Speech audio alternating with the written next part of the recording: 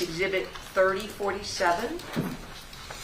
It's the Tampa General Hospital July 30th, 2015 admission.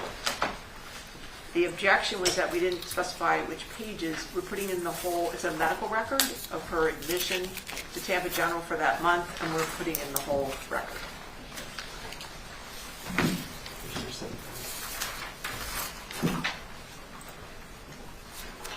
So 1,448 pages? Correct.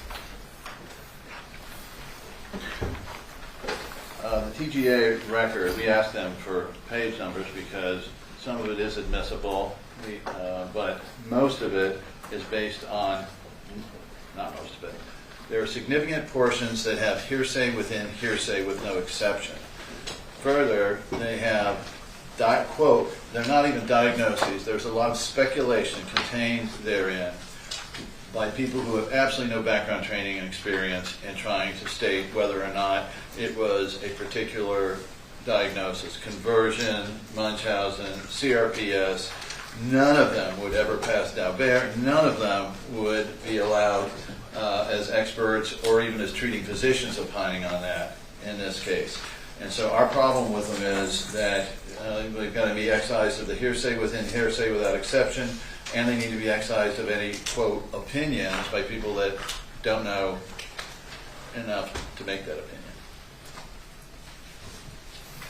That's why I asked for the page numbers. Well, okay. We want to put in the whole record. It's the hospital admission for the month she was in Tampa General that has been talked about significantly with this jury. We're going to be reading depositions and or playing depositions of doctors from the Tampa General Hospital record. But I mean, it's her admission, just like the Johns Hopkins, thousands of pages came in. It's the record of her admission to this hospital. I don't know how to designate specific pages. The record's coming in. It's a medical record.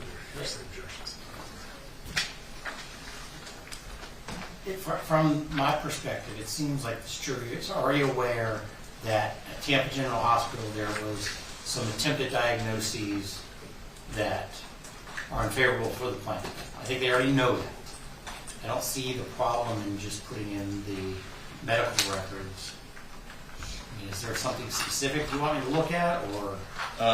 There's quite a bit, but A, I didn't know we were going to do this today. B, I asked him to narrow it down so we could talk a little bit about what these specific areas that I wanted to go through that I was concerned about. I think we gave them some of them, but again, I wasn't involved in that.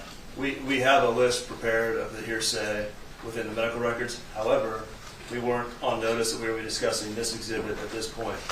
So Well, Judge, it was we were like- prepared to do it yesterday, but our paralegal with that list has just departed for the day. So we're trying to get hold of the list so we can discuss it in a more informed fashion. Well, then this is going to go well, Judge. The other exhibit we want to put in is the Lori Children's Hospital record, 3032, which is only 249 pages. But again, it's the admission to the Lori Children's Hospital from 2011 to 2015 that are clearly relevant. They're medical records, and we'd like to put them in.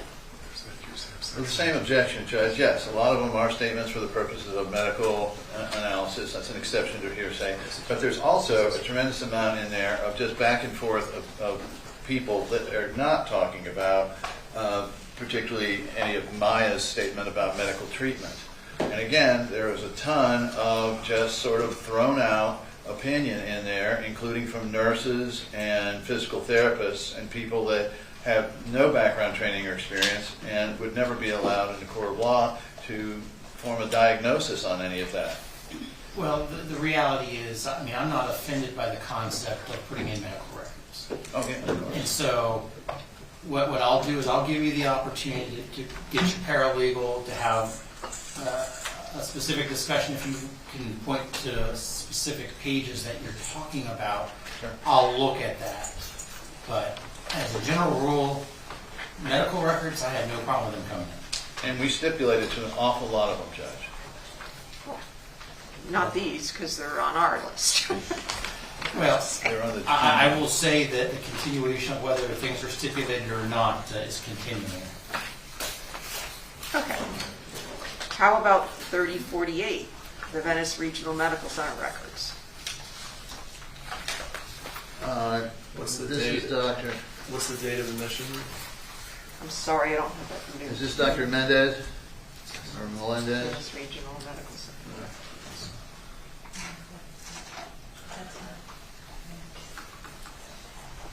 Is this Dr. Melendez?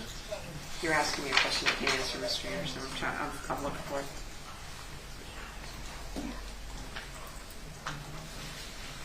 Okay. We'll skip that one. Let's see.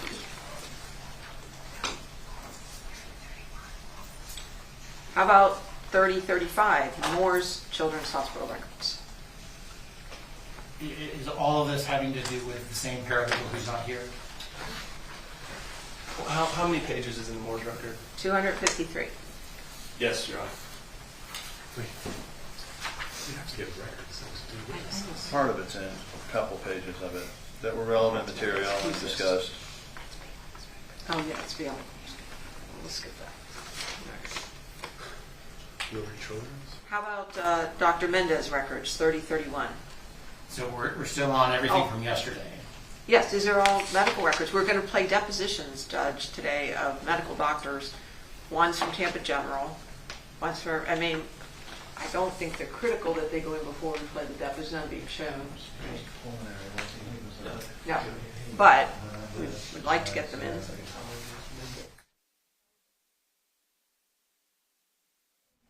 I guess we're not going to get any of that accomplished right now, Judge. Okay.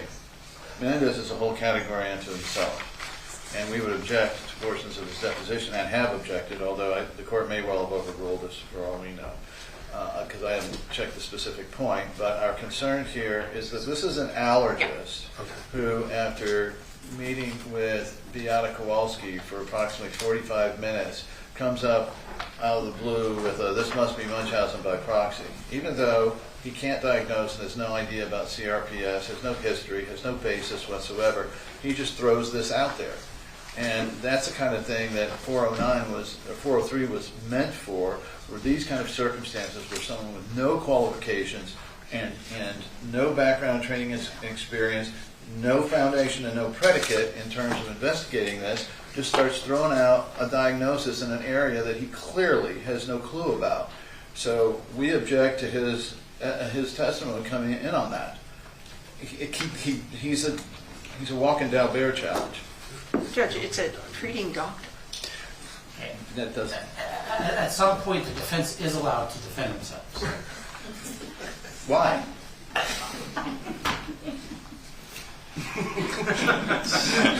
I know that was said tongue-in-cheek. So the transcript will reflect that everyone's laughing. But the reality is, if he was a treating physician and has observations of Maya or the mom, then those are going to be relevant for the jury. If you feel he was inappropriate with his diagnosis, I am confident you are going to excel with your cross-examination. Thank you, But Judge. at the end of the day, I still have to let the jury hear all the information. So, is there anything else with respect to Dr. Menendez other than you disagree with his diagnoses? No, I don't think there's a whole lot of hearsay within hearsay on that one. I Okay. think that's mostly for purposes of medical diagnosis. That's not a problem. So it doesn't sound like there's anything else with Dr. Menendez. Now, what about his records? Is this something that you need your paralegal for, or are those records able to come in?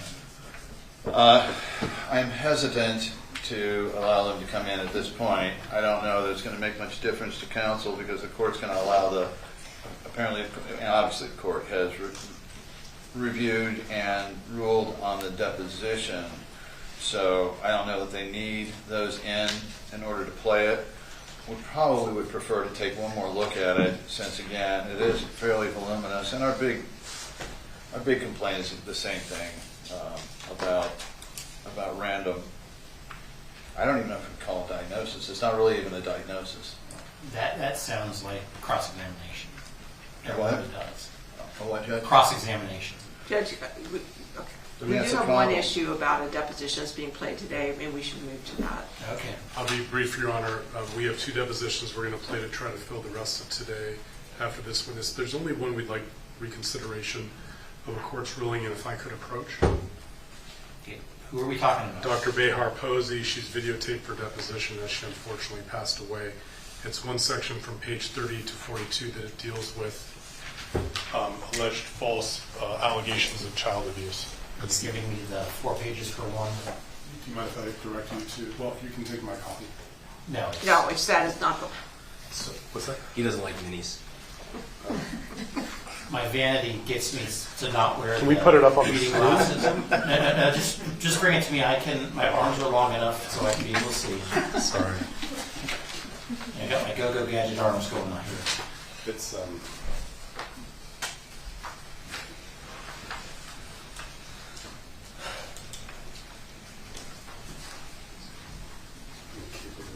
What does it say? it's the next page after this one. It's highlighted. Ethan, you got a copy we can see? You can have my copy. You said pages 38 to 42? 38 to 42. So starting on page 38. Page 38, line 15 through 42, line 6. We did object to this. It was overruled. We'd like reconsideration. And so I allow this in. You did allow it in, and you'll see that all these questions are about the harms of false reporting. If the court allowed it in, I mean, Can I read it first real quick? yes, yes, sir. Thank you.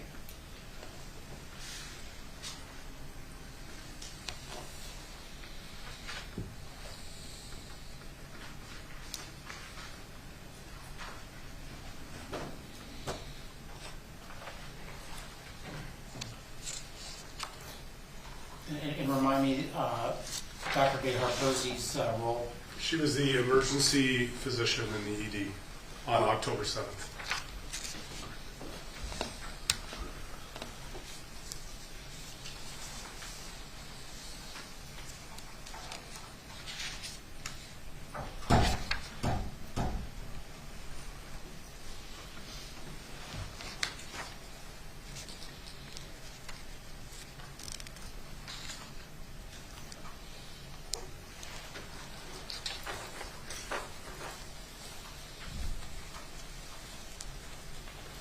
And it's on page 42, which? My objection is to page 42, line 6.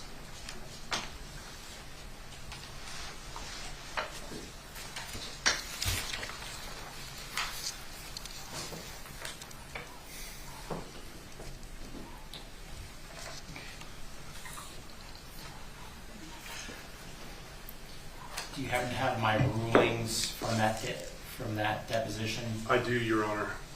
so I can kind of see where I was? Yes, do you want me to have them, you want the DIN? Well, yeah, that I can pull it up that way. Good faith of the two, then why?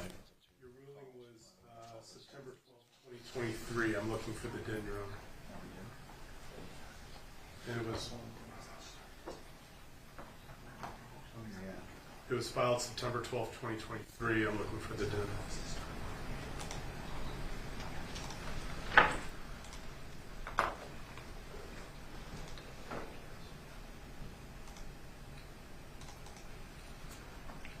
This one, or you can put up on the screen. We'll withdraw any objection.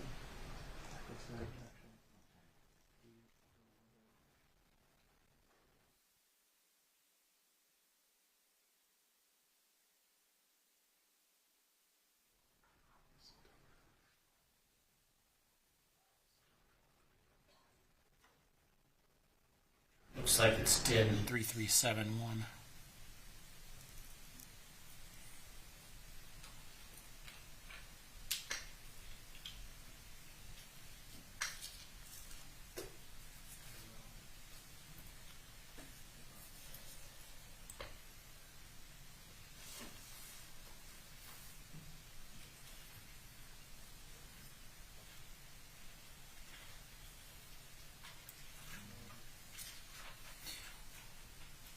Well, it looks like there was only an objection to lines 18 through 21 on page 35, I don't see there was any objection made for the other pages. Well, actually, 40, this line, page 40 there was. I take that back, 40 at 17.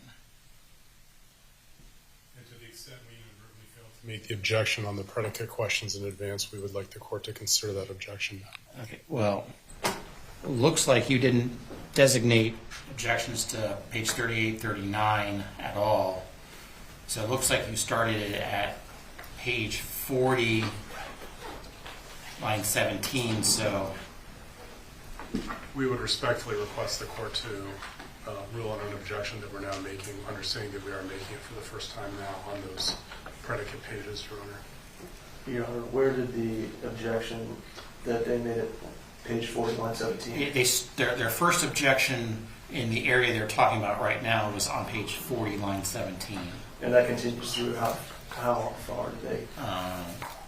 Page 42, line 7, which is where Mr. Shapiro.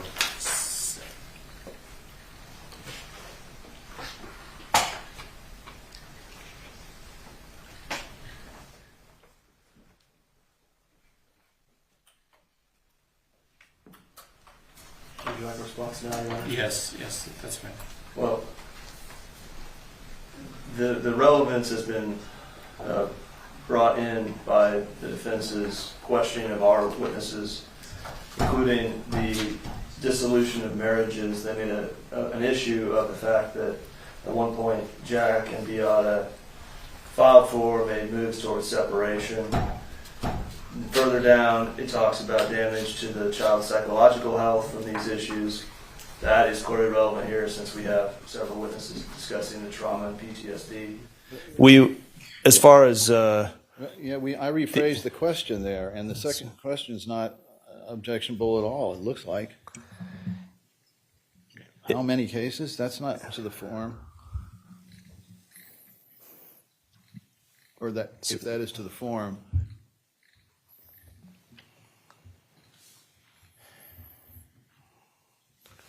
So it's just this objection that really Isn't about the report to the abuse hotline. well, true.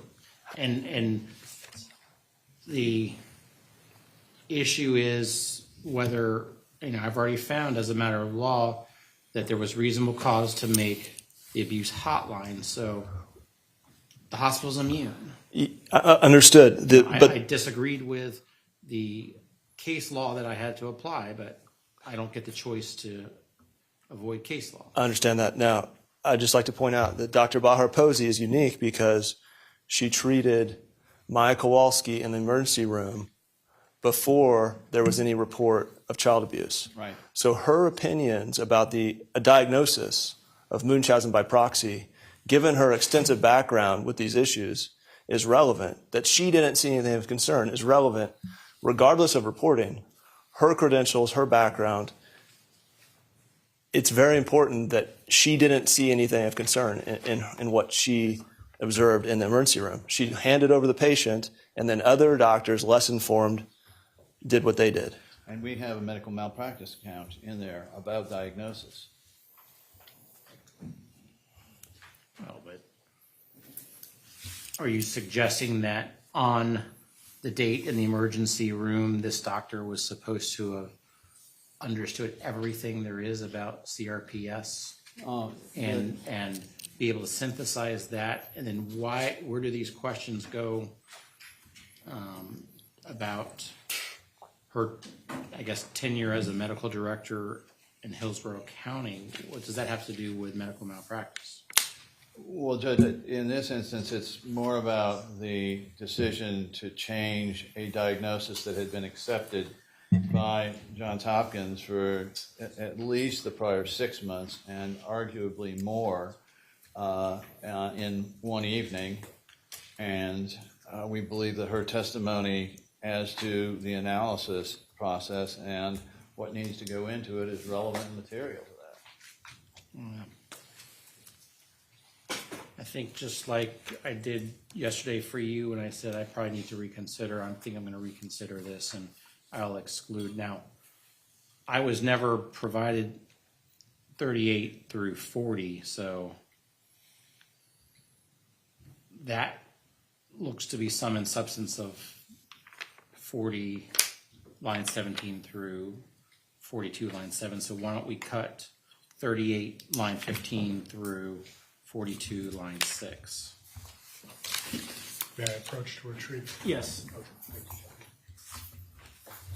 Because it doesn't go to an issue in this case. Thank you, Your Honor. We'll have that edited and ready to play. Do you have that, Clay? So is our witness ready to go? I just went to look, she's in the hallway. Okay, can we go grab her and let's put her on the witness stand? Let's grab the jury and bring in the jury.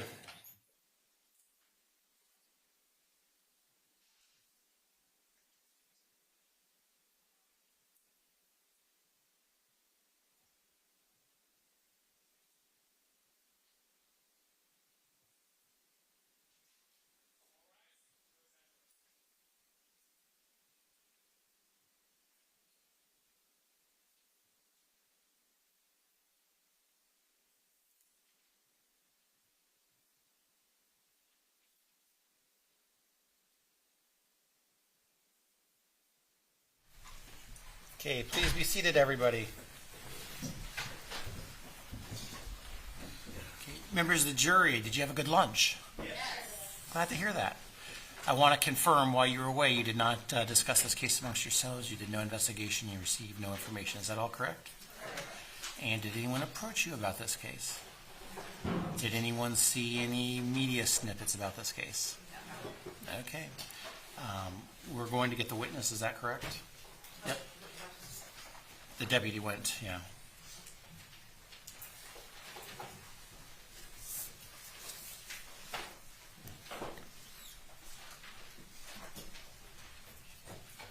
Maybe she went to the restroom?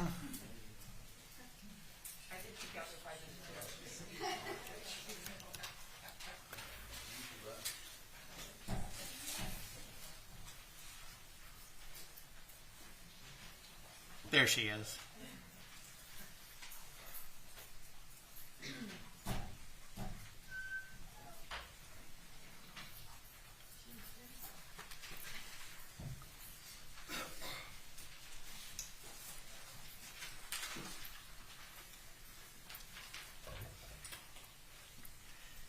Well, welcome back.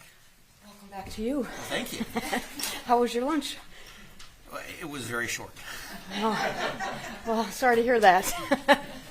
At least I got about 4 bites today, so I want to confirm you understand you are still under oath. I understand completely. Okay. Mr. Anderson, you may begin your cross-examination. May it please the court. Ms. Nyhouse, on direct examination, you testified that you never saw Maya in pain. Is that right? That's correct. And it's And you also Nias. testified, if I remember correctly, that you put everything down. Mr. Anderson. It's Nias. I'm so sorry. Ms. Nias. Thank you. You put everything down of significance in your notes. Is that right? I put down everything that I witnessed and saw. Right. And you had, in fact, previously testified that somebody saying that they were in pain is a sign that they're in pain. Have you not? Say that again? You have said previously that someone saying they're in pain, that they are in pain, is a sign that they are in pain. Right? I don't believe I said it like that, no. Well, remember your deposition of November 18th, 2020? You were sworn to tell the truth?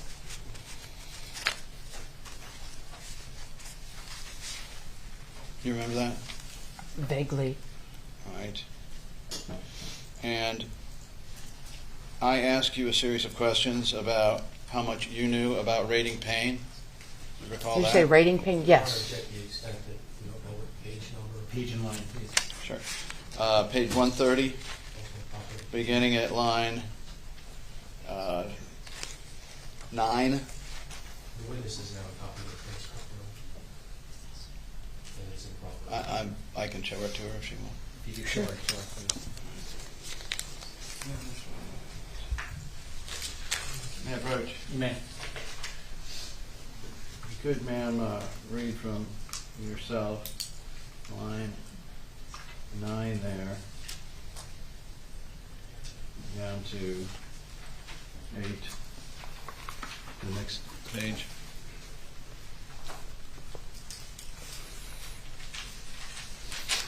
Says, line number 9 says, question, are you telling the jury that your ability to ask somebody... Read it to yourself. Oh, sorry.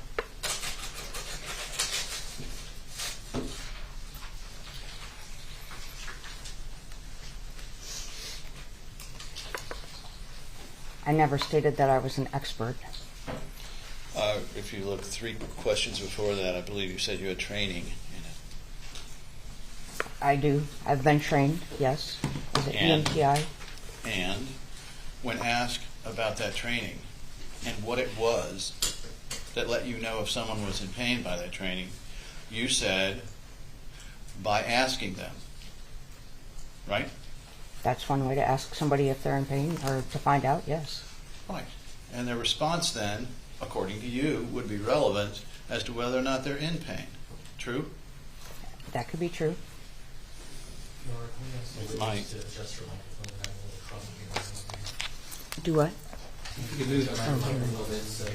Is this better? Yes, thank you. Now, if I may, I'd like to, if I may approach, Your Honor? I think she already has a copy of the deposition. No, this isn't the deposition, excuse me, Your Honor. This is the Safe Children Coalition Visit Observation Form from October 24th, 2016. Yeah. Am I might? Does she still have a copy? No, Do you have a copy of that? She's not. Here, Greg. He's got copies here. We've got 4 copies here. Mr. Hughes has all 4 of Here, them. I'm sending all 4, Greg. Okay, We've got all 4 here. all right, go ahead. Thank you. May Mr. Whitney approach? A little later. All right, so, ma'am, if you would turn to, I think it's the 3rd page in, and tell me then whether Maya told you on 1, 2, 3, 4 occasions that she was in pain. Where exactly? All right. Well, if you look at the bottom of the first paragraph here, not the half one on the top, the last 3 lines on the top paragraph. Kowalski asked Maya how she was feeling. We'll check the extent decision. You said the 3rd page, correct? Mr. Anderson, this document's not in evidence, so... Oh, I know. let's not read from it. I'm sorry, Your Honor. I'm just trying to orient the witness. If you need to, you can approach her and point it out. All right. This is the 3rd page.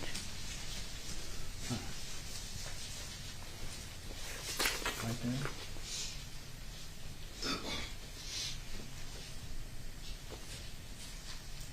Mr. Kowalski asked Maya how she had been feeling, and she stated not good, and I asked her what not good meant.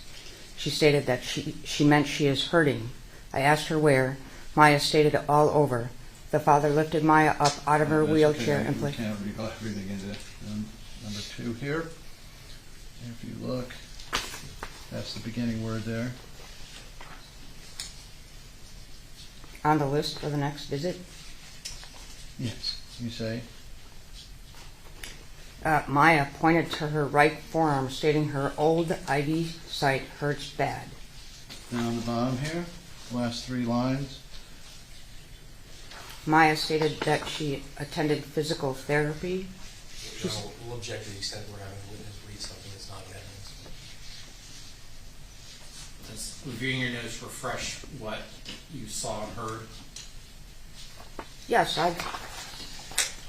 And in Declaration of Pain number 3, does it refresh your recollection that Maya stated the parallel bars hurt too much? Same objection. Just let's finish this. Go ahead and answer the question. That's what she said, physical therapy, yes. Top of the next page, second and third line down.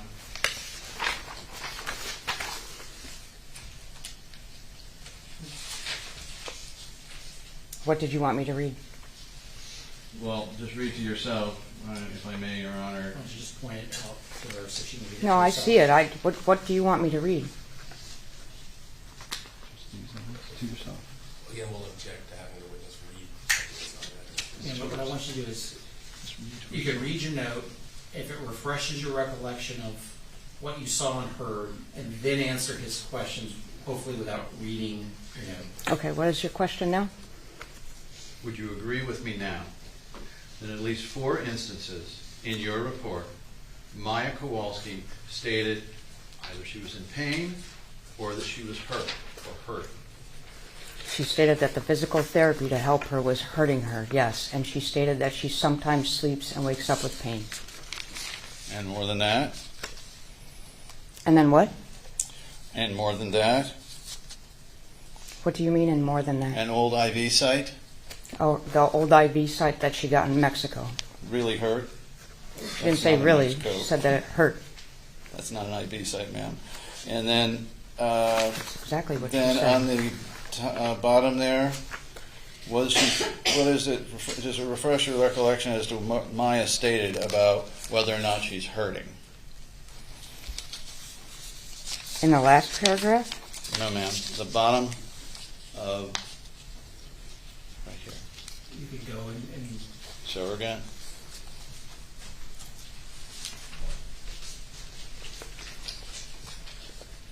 You're on a different page.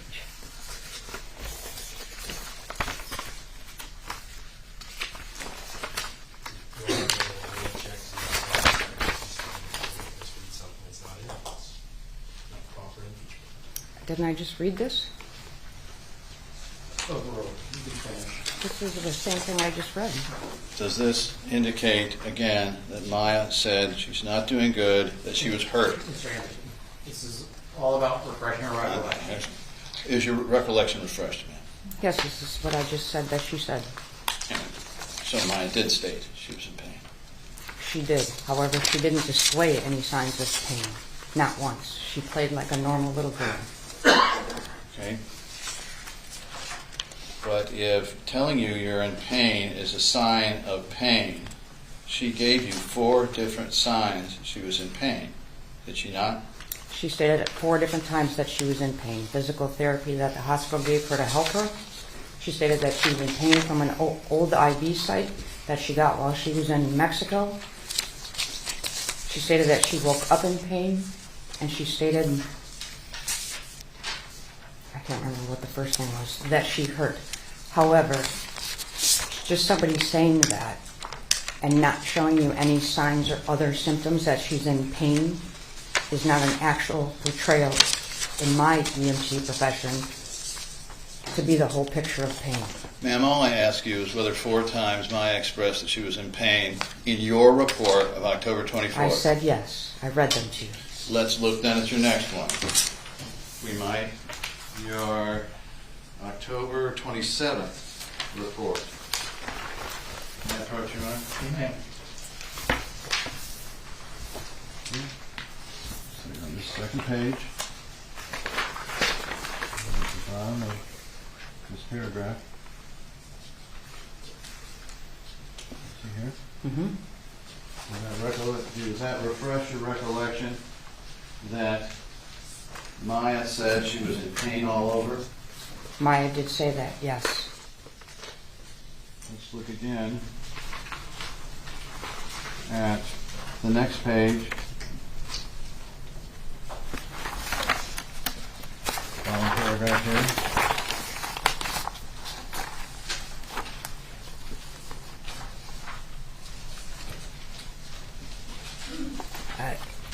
I documented that the RN nurse... Let me ask a question, ma'am.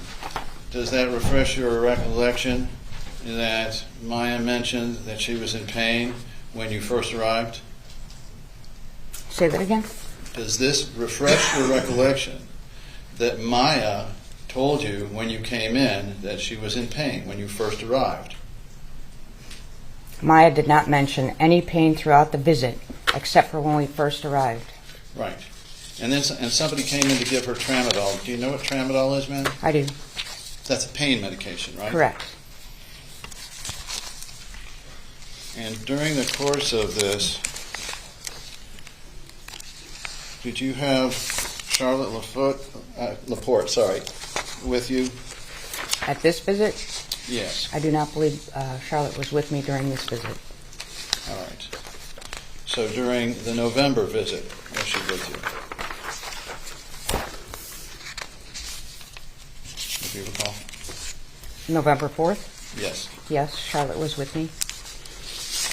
And was she trained also to take down observations of pain?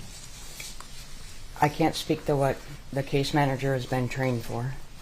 Have you reviewed any of her notes to see whether she, at the same time you said she was not in pain, she found she was in pain? I do not believe that I read Charlotte's notes, no.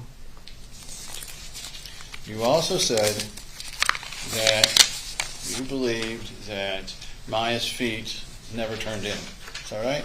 I didn't say never. Okay. Well, did you not say on 2 or 3 occasions when you came there, Maya's feet were flat on the floor, she did not have her feet turned in, things of that nature, on direct examination? I stated that Maya's feet were in the correct anatomically position, except for the time that she said to her father about her feet, and she turned them inward. And you recall at that point there was a little discussion about taking photographs. You took one, I'm required to. and Jack Kowalski took 2. Is that right? No, I took the photos for Mr. Kowalski. Uh-huh. The one you took did not show her feet, did it? I'm not required to take a picture of her feet. I was required to take a picture of her. All right. The ones that Mr. Kowalski took, or you took with Mr. Kowalski's camera, did show her feet. Her in the Harlequin outfit showing her feet. I don't recall the photo. I know that I took 2 photos. We show they're in evidence, Your Honor. First, 2571-004. If it's in evidence, yes.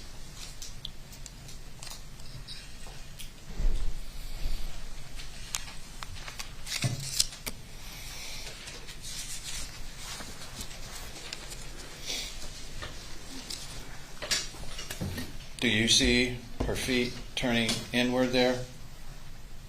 I see her feet not straight. Let me show the next one. I forgot the exhibit number. It's in evidence, though. Do I you see see them. her feet? Yes. Do they appear to be turned in? I don't recall. I know that she was moving her feet around to steer herself around that room. Mm-hmm. Do you know what dystonia is, ma'am? Yes. Do you know that's when someone's feet or arms or hands go into a position and lock there? I've heard of that, yes. That's exactly what Maya had on that day, isn't it? No, Maya was moving around the room freely with her feet, steering herself around the room. My question is simply, was Maya Kowalski, if you know what dystonia is, Maya Kowalski displaying dystonia? I don't believe she's displaying dystonia. Right? Are you a doctor? I am not. Are you a psychologist? I am not. Are you a pain management specialist? I am not. This is just your opinion on what is dystonia and what's not dystonia, is that right? This is my opinion on how she was moving around the room freely using her feet to I'm steal a simply asking you wheelchair. whether or not it was, whether or not the pictures reveal here that she had dystonia at the time you said she didn't. I can't testify to whether she has dystonia or not. I'm not a doctor. Right? I'm testifying to the fact that she moved her feet around freely. Ma'am, do you think that CRPS involves paralysis? That what? That CRPS involves paralysis. I don't know enough about CRPS. So why are you spending all the time mentioning whether she can move herself around with her hands and feet in her wheelchair? Because I was trained to document as a police officer, to record every single detail and observe and report and monitor her safety, and that's what I did. Yeah, you did, and you asked a number of questions throughout each one of these, right? I did ask questions, yes. This was Jack Kowalski's time with his daughter, was it not? Correct? And you asked enough questions to take up 3.5 to 4 pages, is that right? That's not accurate at all. Well, where else would you get the information, ma'am? I did not spend 3 or 4 pages during each visit asking questions. I sat there for the most part quietly and took notes. Did Jack Kowalski not ask you on more than one occasion for extra time because they had to respond to so many of your questions? Jack Kowalski never said that he wanted more time because he had to respond to so many of my questions. Did he He ask asked you for for more more time? visits with his child. Did he ask you for more time? He asked for more visits with his child. And you also said that Maya was happy through the entire time, is that right? Yes. Did it come to your attention on several occasions she was crying? Maya never had tears. She whined when her dad was leaving. Maya made crying sounds at the end of the visit? And no tears were seen. You could tell whether or not she had tears. Yes. Right. Isn't it true, ma'am, that throughout this, Maya was complaining that she was not happy? In fact, she was not able to sleep. Maya brought up not being able to sleep once, and she said she wakes up sometimes. And she said, not happy. Correct. She did state she's not happy. So which is it? Is she happy or not happy? Can you show me exactly where I wrote she's not happy so I can put it in the correct context, please?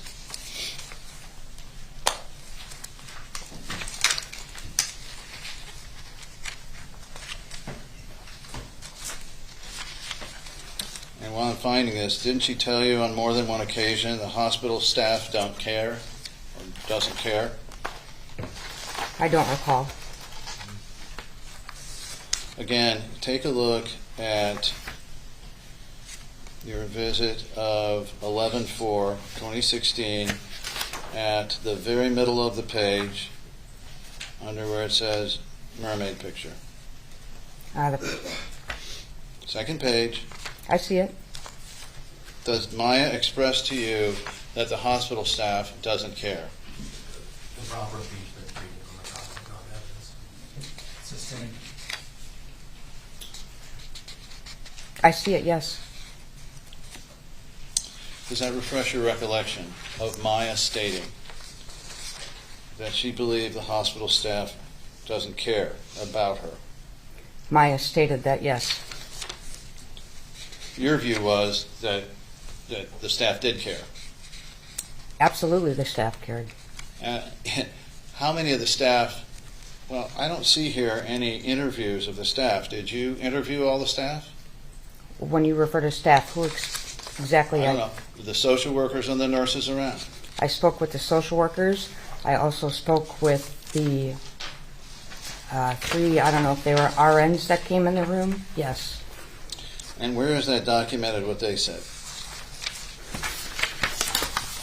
Give me a moment. All right, the third page, November 4th at the top of the page.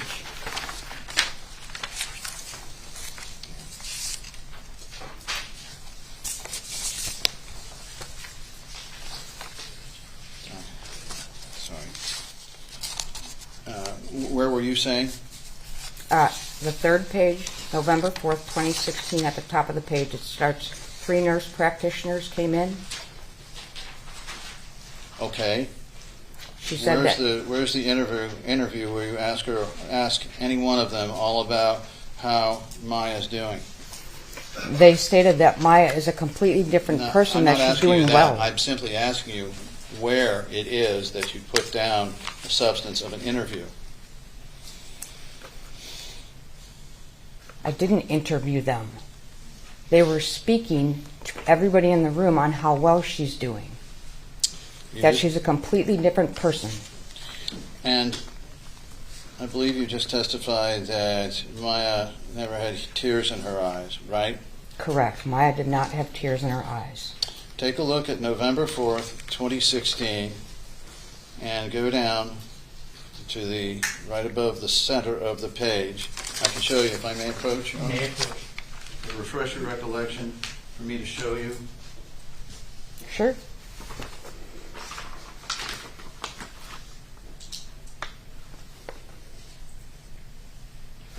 Does that refresh your recollection? Where you have it highlighted, I see it, yes. Did you in fact put in your report that Maya had tears in her eyes? Yes or no? I don't see that, no. You don't see the line? That you just showed me, no. It says Maya wanted to go home. Father said she's getting stronger. That's not it. Right That's here. where you were just showing me. I'm going to approach you, I'm sorry. May.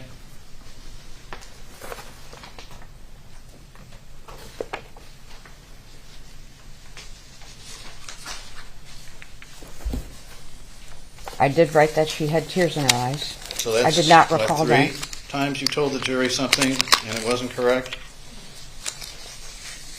Objection, argumentative. Sustained. Haven't you said 3 times different? Strike it. Did you not tell the jury that Maya never said she was in pain, never was in pain, and in fact put in the report on multiple occasions that she was stating she was in pain? Same objection. Sustained. I stated that Maya did not. That's all right. All right.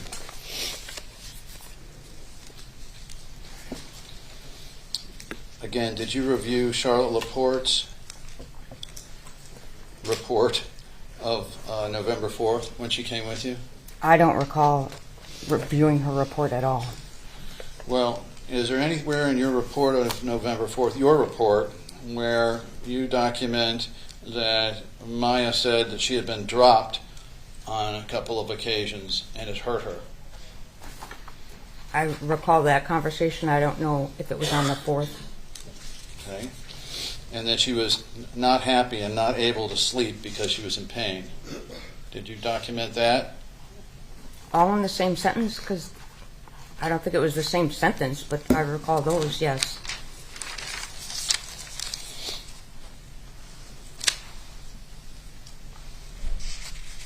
And finally, I think you put into your report that there was a video camera over Maya's room. I did. When I entered the room, I observed the camera. And so you've made a lot of allegations here about Maya's ability to move around. Did you ever ask for any video from that camera? I believe I asked. Argumentative. Overruled. Answer. Did you say answer? Yes. I believe I asked one of the staff members at All Children's if the video had been, or if the camera had been monitoring the room, and I believe they stated that it was, but they were going to move her because she didn't require the need, or she didn't need to be videoed any longer. Well, why would they not? Didn't the nurse confirm to you that the camera was in fact recording video and sound in the room? Calls for hearsay. Overruled. You can answer. I said yes. Where's the video? Did you ask for it? I believe I informed the supervisors at Child Protection that the room was being video recorded and that they could possibly ask for those videos, yes. Well, this is October 24th. This wasn't as to the 48 hours when Maya was in her room. You understand that? Say that again? Don't worry about it. Did you ever get back from Johns Hopkins, through any means, any video that confirms the things you're saying here? I did not observe any video.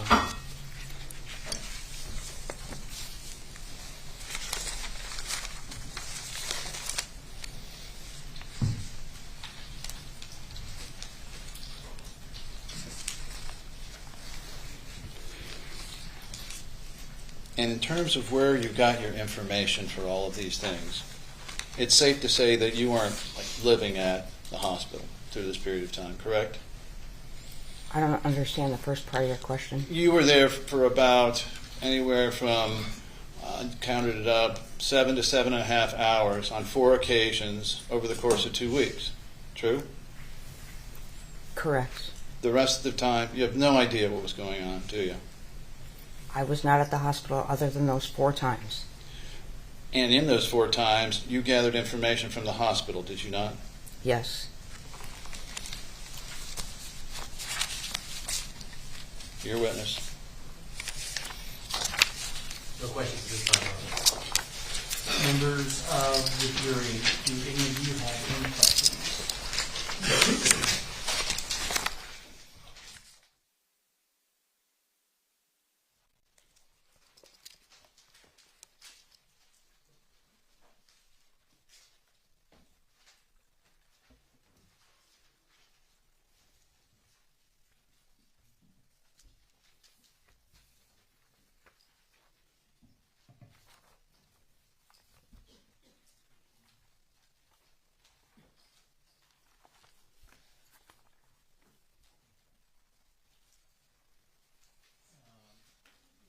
Jury, in the light of the number of questions, I think what I'm going to do is have you go into your room.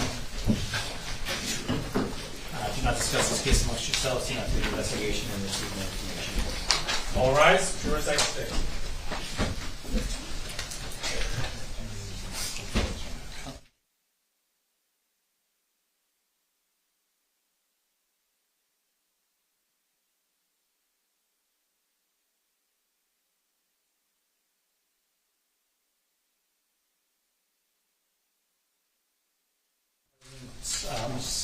Is it Nevis? Yes, me plus Yes. us. Neas. If I could have you wait just outside. Thank Did you want me to leave this here? Yes, ma'am. You can leave all that there.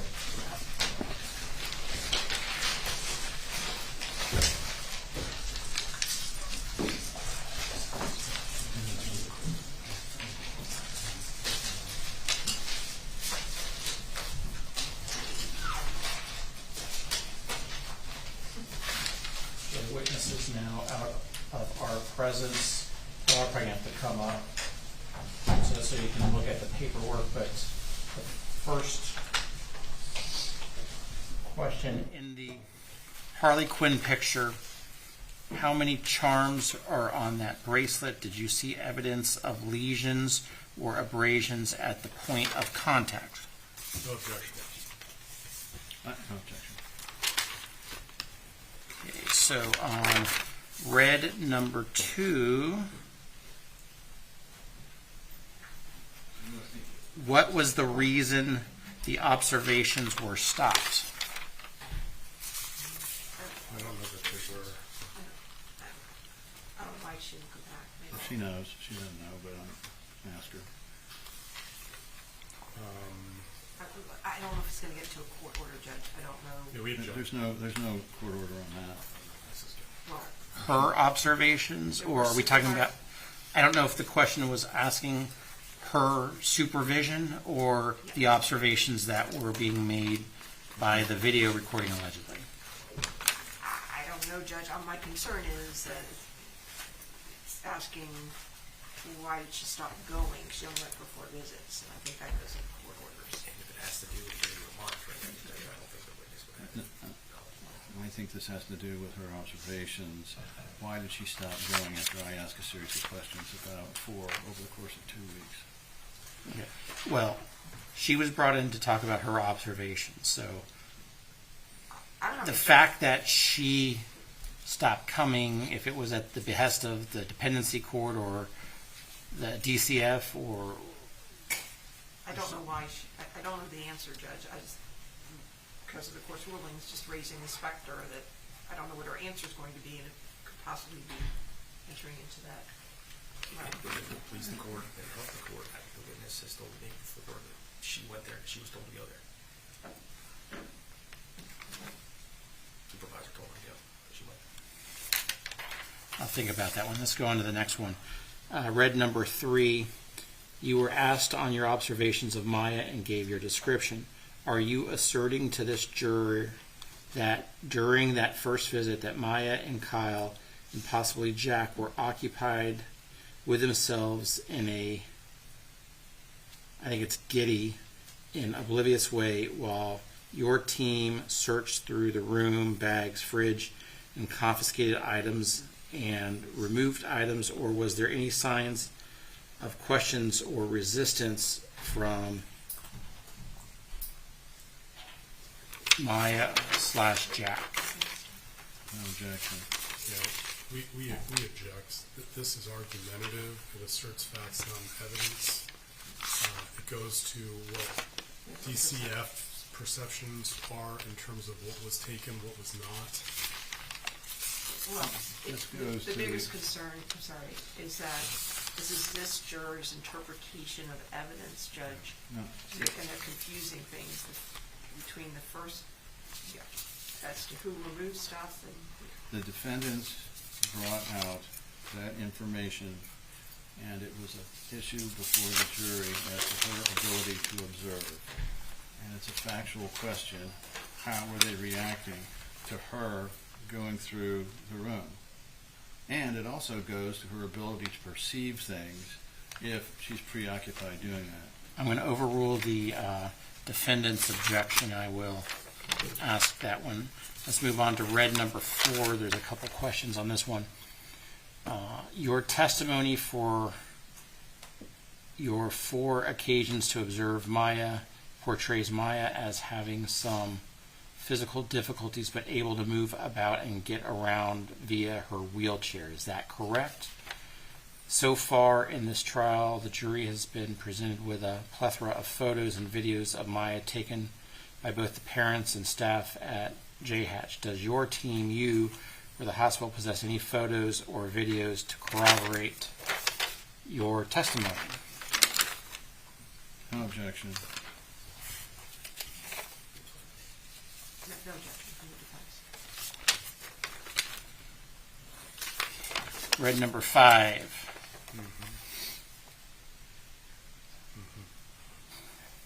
Well, there's a parentheses. A fellow retired law enforcement officer inquires in parentheses.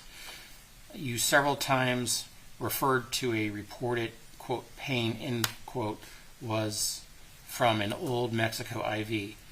Am I incorrect in believing that whatever pain is being reported by Maya should be documented and acted upon, or am I to then believe, quote, old injuries, end quote, are not to be considered in Maya's case? Please educate me as to the proper train of thought I should be in. I don't think that's a question for the juror. I think that's a for the real hard witness. one, Judge. I think I that was object. appropriate. Yeah. So it sounds like both are objecting and the court will sustain. So I'll just give that one to you right now, Madam Clerk. Red number 6. Is it your testimony that a young girl is, quote, happy, end quote, to be away from her family in a hospital, or is she happy to be happy, or is she happy to be having a visit with her family?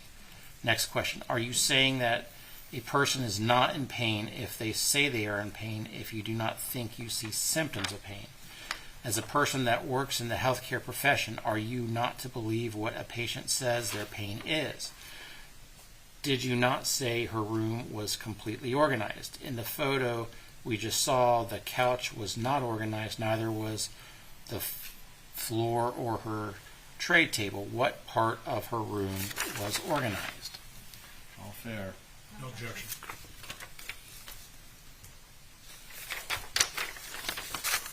Red number 7.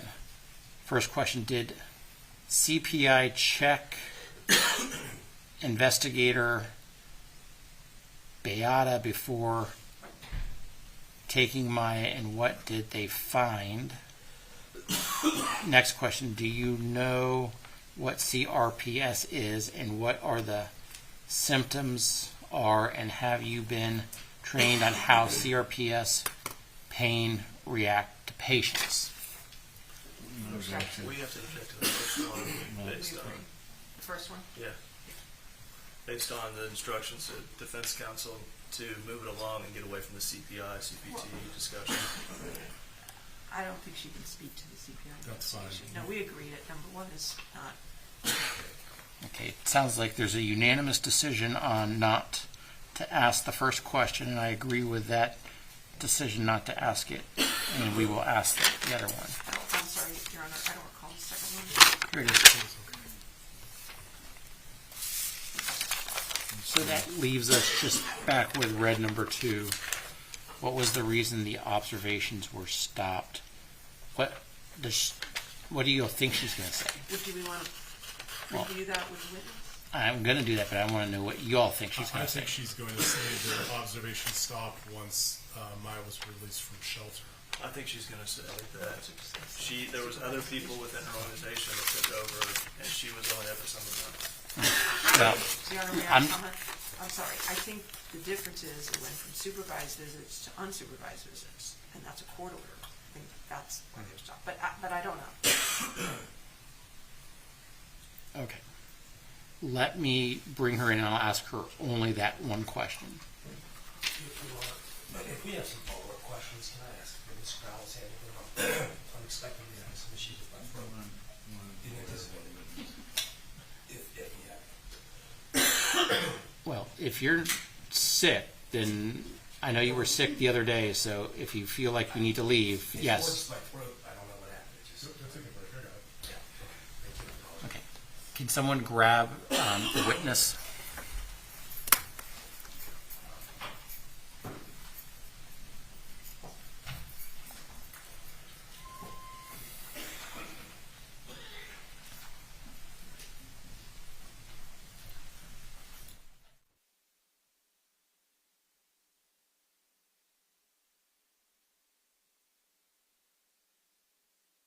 The jury has a whole bunch of questions, but there's one I want to hear your answer to before I bring the jury back in.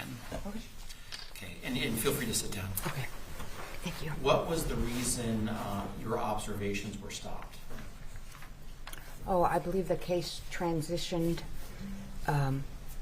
over to where there was a case manager assigned, so my position in it, I just wasn't needed anymore. I couldn't hear the answer. I stated that I believe the case transitioned between CPI and the Safe Children Coalition, so my position as one of the safety managers in the interim was no longer needed. I don't have any objection to that answer. Objection. No objection. Okay. I'm going to just remind you in front of the jury that you're still under oath, okay? Let's bring in the jury. Yes, sir.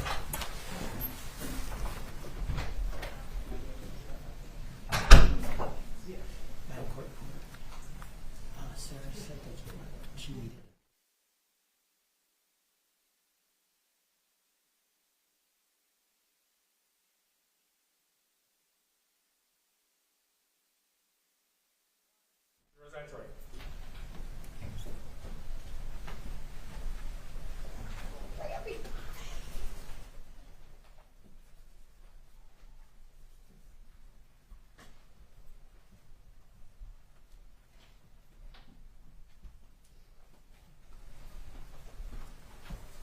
Okay, please be seated.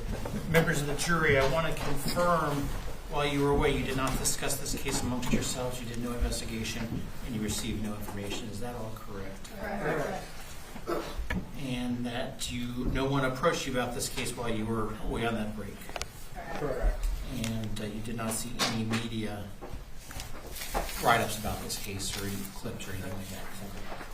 Correct. Okay, and ma'am, the jury has a series of questions. I just want to remind you that you're still under oath, okay? I understand. The first question, in the Harley Quinn picture, how many charms are on that bracelet?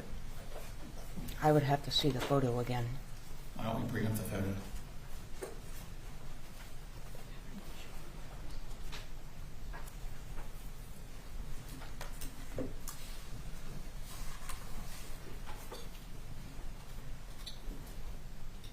On the bracelet? 005 is much closer. Okay, apparently 005. Are you speaking to the ankle bracelet? I guess so. I cannot tell. Well, here's the next question. Did you see any evidence of any lesions or abrasions at that point of contact? Where her bracelets are, no, I did not. Thank you. Next question. What was the reason that your observations stopped? Because my position with the Safe Children Coalition, the case had transitioned from CPI to the Safe Children Coalition, so my services as a safety manager were no longer needed. It was assigned to somebody else. The next question. You were asked on your observations of Maya and gave your description. Are you asserting to this jury that during that first visit you had that Maya and Kyle and possibly Jack were occupied with themselves in a giddy and oblivious way while your team searched through the room, bags, fridge, and confiscated items and removed items? Or was there any signs of questions or resistance from Maya or Jack? Can you read that again, please? Are you asserting to this jury that during that first visit that Maya and Kyle and possibly Jack were occupied with themselves in a giddy and oblivious way while your team searched through the room, bags, fridge, and confiscated items and removed items? If you could answer that. Go for it. I can. They were enjoying themselves, playing, having a time. Her and Kyle were wrestling. I would call it keep away from this one toy in the game. I would not describe my teammates and I searching the room in any kind of way that it was asked there. It was a casual open the refrigerator door. As safety managers and child protection investigators, it is a standard practice to open up a refrigerator anytime you enter a home or area where this child's safety might be in question. It was just more of a open and shut, and the items that he brought with him, that was handled outside of the room. Was there any signs of questions or resistance from Maya or Jack? No. The next question. Your testimony for your 4 occasions to observe Maya portrays Maya as having some physical difficulties, but able to move about and get around via her wheelchair. Is that correct? My observations, I strongly believe that she moved around freely without limitations. So far in this trial, the jury has been presented with a plethora of photos and videos of Maya taken by both the parents and staff at Johns Hopkins All Children's Hospital. Does your team, you, or the hospital possess any photos or videos to corroborate your testimony? They're asking if I took photos to corroborate my testimony? If you or your organization have photos to corroborate your testimony. I took photos of the letters and the checks and the food. I photographed the refrigerator. I required to take a picture of Maya to upload into the state computer FizBin. And my notes are very, very detailed. I took a report writing class in college, and I was assigned to just document everything that I saw, whether it was just some minute detail or something of importance. I just documented everything that I saw. I did my job and what I was assigned to do by Child Protection and the Safe Children Coalition. Next question. Is it your testimony that a young girl is, quote, happy, end quote, to be away from her family in a hospital? Or is she happy to be having a visit with her family? Maya stated that she was happy to be away from her mother's anger on one instance, which is documented in my notes, and she was also happy to see Mr. Kowalski and Kyle. Are you saying that a person is not in pain if they say they are in pain if you do not think you see symptoms of pain?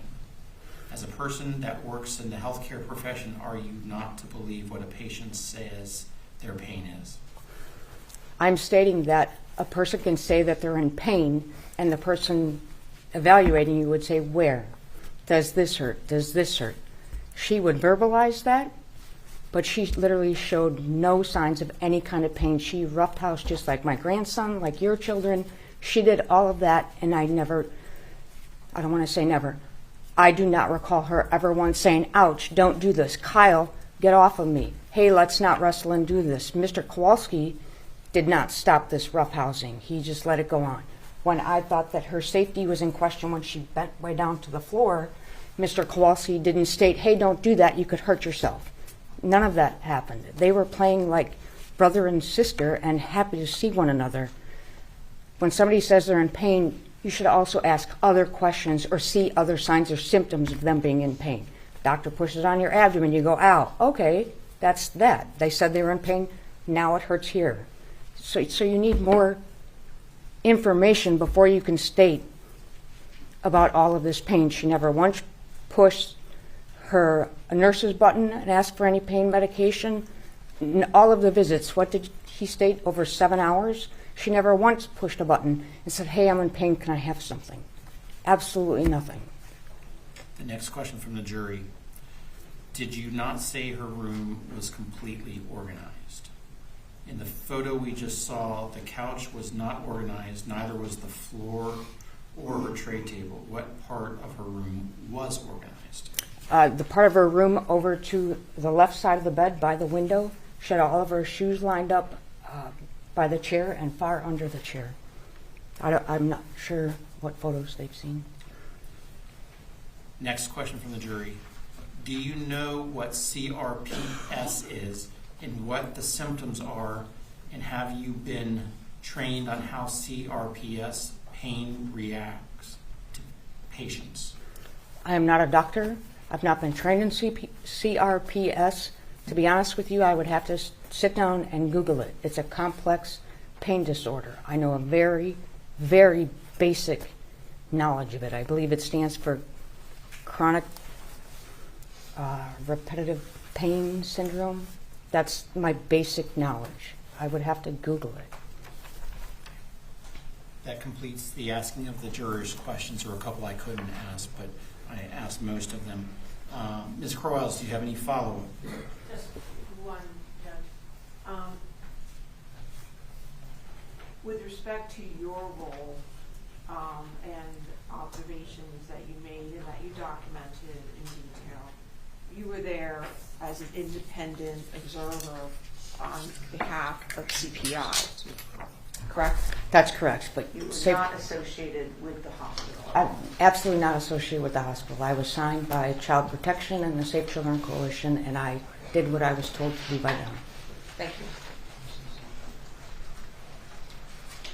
Any further questions from the plaintiffs? Yes, Your Honor.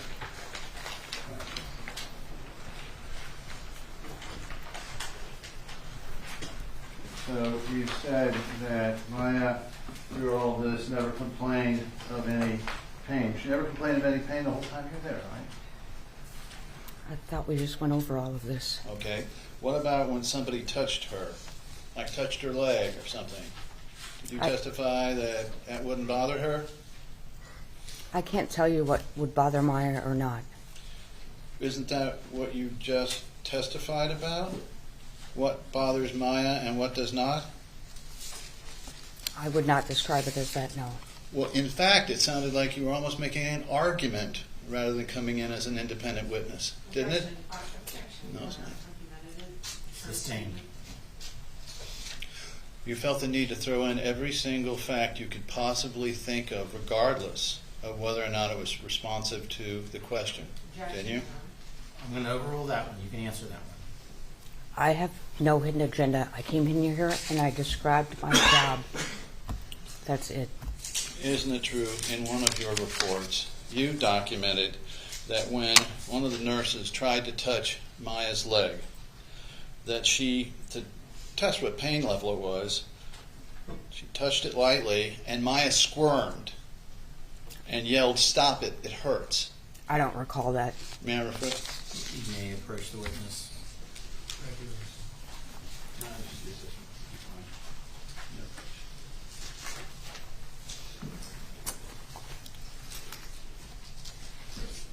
Your Honor, is he refreshing his memory? Yes. This, What date, please? this is not my note, sir. This is not your That's note? Charlotte Laporte's note. Okay, so why would Charlotte Laporte document that in her report? And let me show you your report from the exact same Your Honor, day. Your Honor, first of all, I object to the last question and answer to be stricken. He's referencing documents that are not in evidence. The jury will disregard the question that Mr. Anderson was starting to ask. Predicate, Your Honor. What?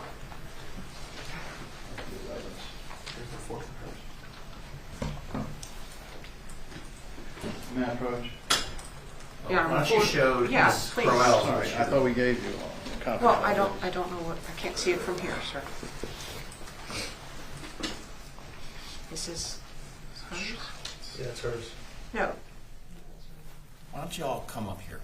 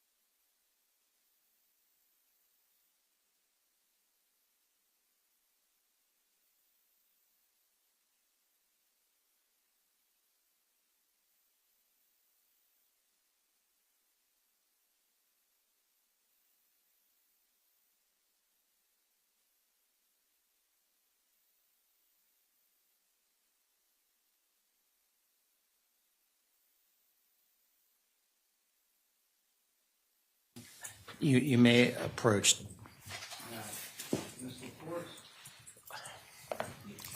Your Honor. Mr. Anderson, what we just talked about.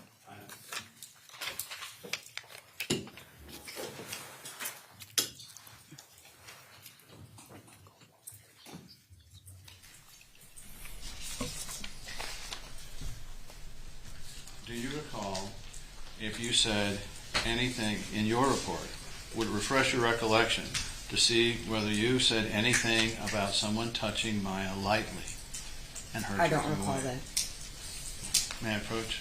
Would refresh your recollection to take a look at this?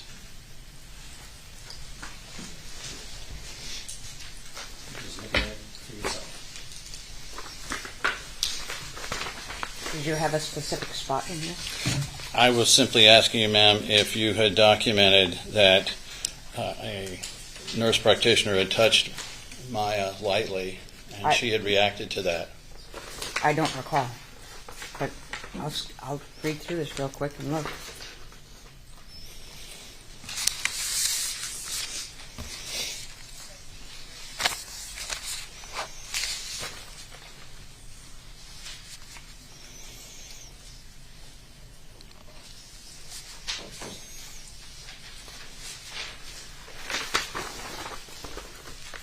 I can paraphrase what I documented about the nurse practitioner's visit.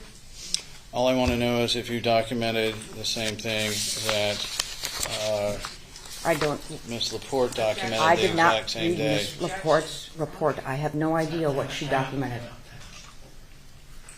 As we discussed, I am asking her. Yeah. you're not asking what we just talked about. Does your report, does that refresh your recollection as to whether you documented in your report a situation where Maya was touched and pulled away? In the paragraph that I documented with the nurse practitioners, It's just really Caution the a way yes that or she no. can't read from her report. I'm not going to read it. I described how happy they were with how Maya was doing. They stated she was a completely different person. They talked about hunting for shark teeth on the beach. Mr. Kowalski even asked them to tell one of the doctors hello. I did not document anything about anybody touching Maya's leg in this report. Or reacting by pulling away and saying it hurts. I don't recall documenting that or seeing that. Now, This is the only did instance you, with the nurses. you were asked about photographs. You took one photograph of Maya and you testified you did not photograph her legs, right? I took a photo of Maya, of her face, to upload in the state computer system. Then I took a couple of photos to be nice to Mr. Kowalski so he could take those photos home with him. I didn't specifically zoom in on Maya's leg. I took a picture of this man's little girl for him.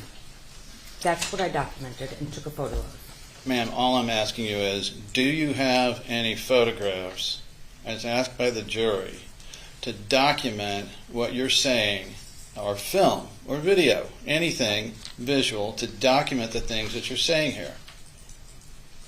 I need you to be specific on what things I'm saying, but you want to know if I took photos. Maya being able to pull herself around the room, Maya's feet being straightened, Maya's ability to, I don't know, move her arms, all of the things you talked about that indicated to you that she was just fine. Where's the video? Where's the photograph? I did not photograph her wrestling with her family and them having the visit with Mr. Kowalski. It was a family event. I was clearly there to document, which I did in very, very, very much detail, right down to what she ate. My notes speak for themselves. They're 100% accurate of my observations in over 7 hours with that little girl. Move to strike is non-responsive to the basic question, Your Honor. My question was simple. It was a yes or no. Do you have photographs and video, or do you not? I do not have photos of the events that I described. That would be inappropriate. Inappropriate? For a family visit when they're playing together as a family? Do you recall whether the nurse advised you that you could go to Sally Smith to get recordings from the room? I already testified to this. No, you really didn't. But What's the can legal you, basis for the objection? Outside the scope, and I'm not sure where he's going, to be honest, Judge. I'll overrule that one question. would it refresh your recollection for me to show you your report of October 24th, 2016 about that issue? Sure. You're welcome to. Same one. What page is that? It's page 2, and it's right here. Page 3? In the middle of the second article. I see it. Does that refresh your recollection? This is what I've already stated. I've recalled it and stated it. So you do recall now that Nurse Lindsay advised you that you could get any film or video you needed from Sally Smith? I stated this already. Well, thank you. But you have none here today. How long have you prepped to testify? When was our deposition? No. How long did you prep for this testimony? Your Honor, object outside the scope. No, she can answer. I didn't keep track of the time, sir. I'm a very, very busy person and work extremely hard. This is probably the last thing on my plate. Well, how many hours have you spent any time with the defense lawyers? Anytime. We've communicated via email on what they needed. Had my deposition. I still had my deposition from before. Ma'am, I'm just asking you in the last few days, have Yes. you been in contact with the defense counsel? Yes. On how many occasions? I don't recall. That many? I didn't say that many. I just specifically can't state how many times. Okay, so it was more than one or two? Can the jury say that? Yes, more than 1 or 2. 3 or 4? I don't recall. How many, well, this was yesterday, or the day before. You can't recall how many times you talked to the defense counsel about your testimony? I Is that cannot right? testify under oath exactly how many times that I've spoken to them. More than 2 times. Okay. More than 2 times in the last 2 days. Is that a question? Yes. Is it true? More than 2 times the last 2 days. Yes. Okay. And you were, I guess, critical of what? Maya for not asking for pain meds? That was part of your testimony? I didn't say I was critical. Well, I did not state it was critical. weren't you trying to point out to the jury it was part of your conclusion about why you believe she wasn't in pain? Was that she didn't ask for pain meds? No, I said the whole picture over 7 hours of observing this little girl and her little brother. Again, ma'am, all I'm asking you is yes or no. Did you say that? Judge, I object. That- He can. Okay, folks, you're gonna have to let her answer the question. If you need to move to strike, you can move to strike. But let's give Yeah. everybody the courtesy of asking the complete question and hearing the complete answer. May the witness be instructed to answer yes or no to a yes or no question, and then say whatever she wants after that. I will ask you to actually answer the question that's asked. Did you or did you not just tell the jury one of the things that concerned you about whether she was in pain was she did not hit the button to have pain meds sent in? I cannot answer that as a yes or no because it's not just a yes or no question. I'm sorry. Is it that you can't remember saying it here No, in front I'm of the saying it jury? requires more description than just yes or no. Well, the only question is whether in front of this jury, maybe it was for lunch, an hour ago, you said that to support your idea that Maya was not in pain. I was Did you not or did you supporting not an in here? idea, sir. I was describing what I saw. I understand, ma'am. All I'm asking you as a predicate question is whether you remember stating that before the jury here today. Stating what? That one of the reasons you thought that Maya may not be in pain was she didn't punch the button for the nurse to get pain meds. The way you worded that, no, I did not say that. That's not how I said that. Okay.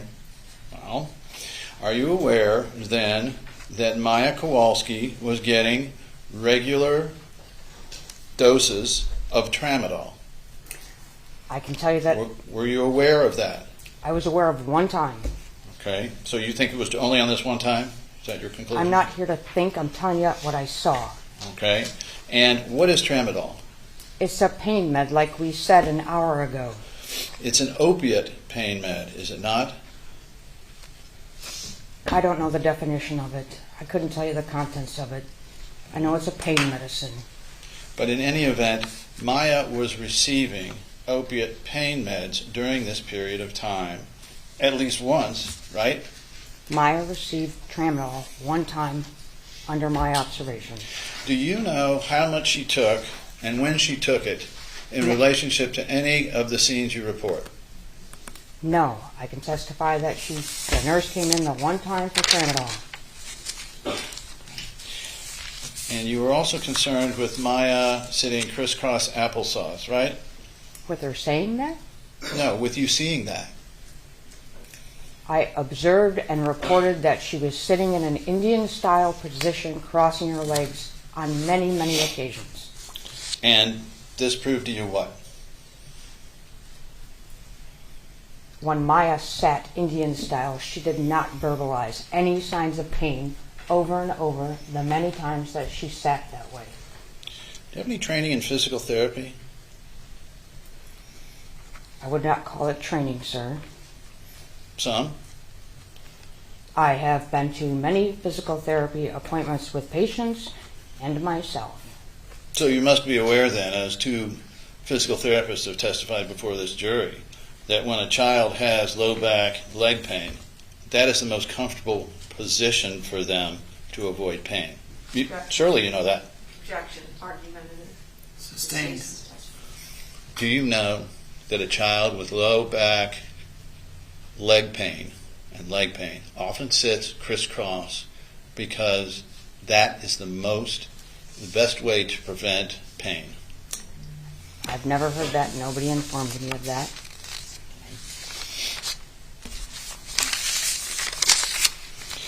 And finally, I think you testified that you, on her ankle bracelet, didn't see any lesions. Did you check the rest of her body to see if she had any lesions? Sir, it's not in my job description to investigate Maya's entire body. No, I did not. So you don't know whether she had lesions or not? I do not. And so should the jury take then that you put everything as 100% accurate right down to the tears in Maya's eyes? I'm saying the jury should take into account that I spent over 7 hours with this little girl, and I documented what I saw in that time period. And when you documented it, you got a lot of things wrong, didn't you? When I documented it, my notes are wrong. I believe my notes are correct in what I observed. Nothing further, Your Honor. Anything further? Just one question, Judge. With respect to your testimony here today and any conversations you had with the defense side, With who? with the defense attorney, were asking you to come in and tell the truth and testify what you observed. Correct. Bleeding. And is that what you did? Overruled, she can answer. And is that what you did today, to the best of your ability? Absolutely, 110%. All right, thank you, ma'am. Any follow-up on that one question? No, Your Honor, that's not necessary. Members of the jury, I see we've got more questions.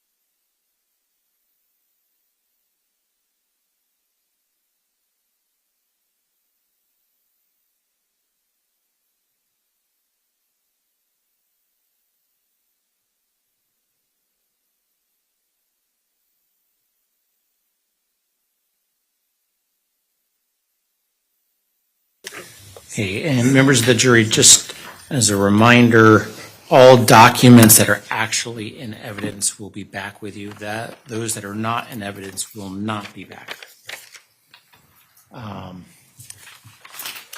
Ms. Nias, jury wants to know, were you paid to testify today? Absolutely not. So then we don't need to ask by whom or how much. Okay, And then that was the only question that I was actually able to ask defense. Are there any further follow-up? No, no. None at this time, Your Honor. May this witness be excused? Yes, Your Honor. She released from its subpoenas, or she still need to be under subpoena? She's released, maybe excused. I would leave now.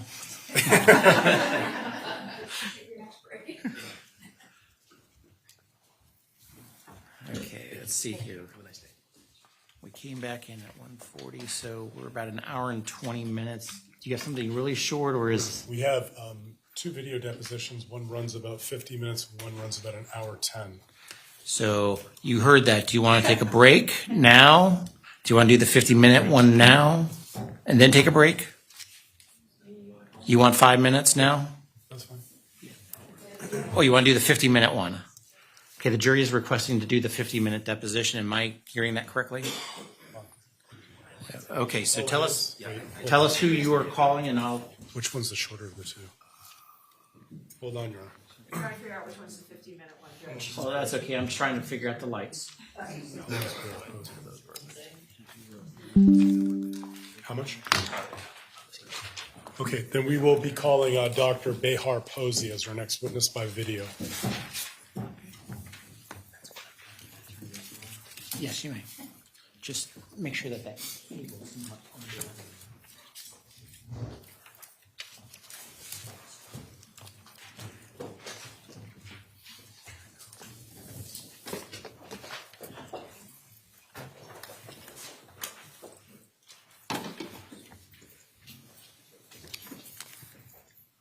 All right, here begins the video deposition of Behar Posey. Would you raise your right hand, please?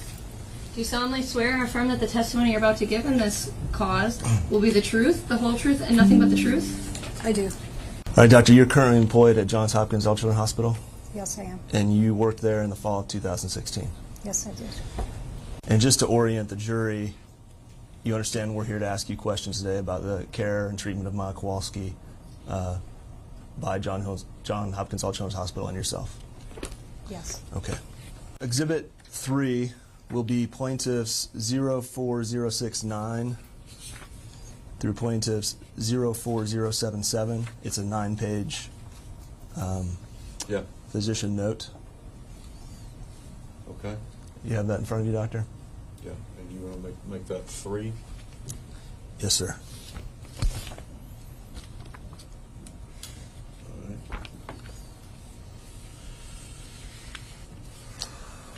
All right. Doctor, in front of you is what appears to be your note from October 7th, 2016. Do you agree? Correct. And did you review this ahead of today's deposition? Yes, I did. Okay. And is this a true and accurate record of your observations from October 7th, 2016? Yes. And you're duty bound by the hospital to keep accurate, complete records. Is that correct? Yes. And your code of ethics and duty towards the patient requires the same. Is that right? I'm sorry. Page 6 of 9, it's plaintiffs 4074.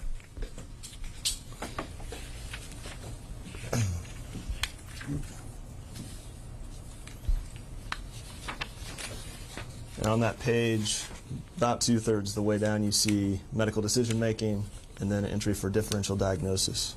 Mm-hmm. Yes. I want to spend a few minutes unpacking that entry for differential diagnosis. First, could you please explain for the jury what a differential diagnosis is? Differential diagnosis is a list of things that you consider when you're, after getting your history and examining a patient as to what might be going on with the patient. Okay.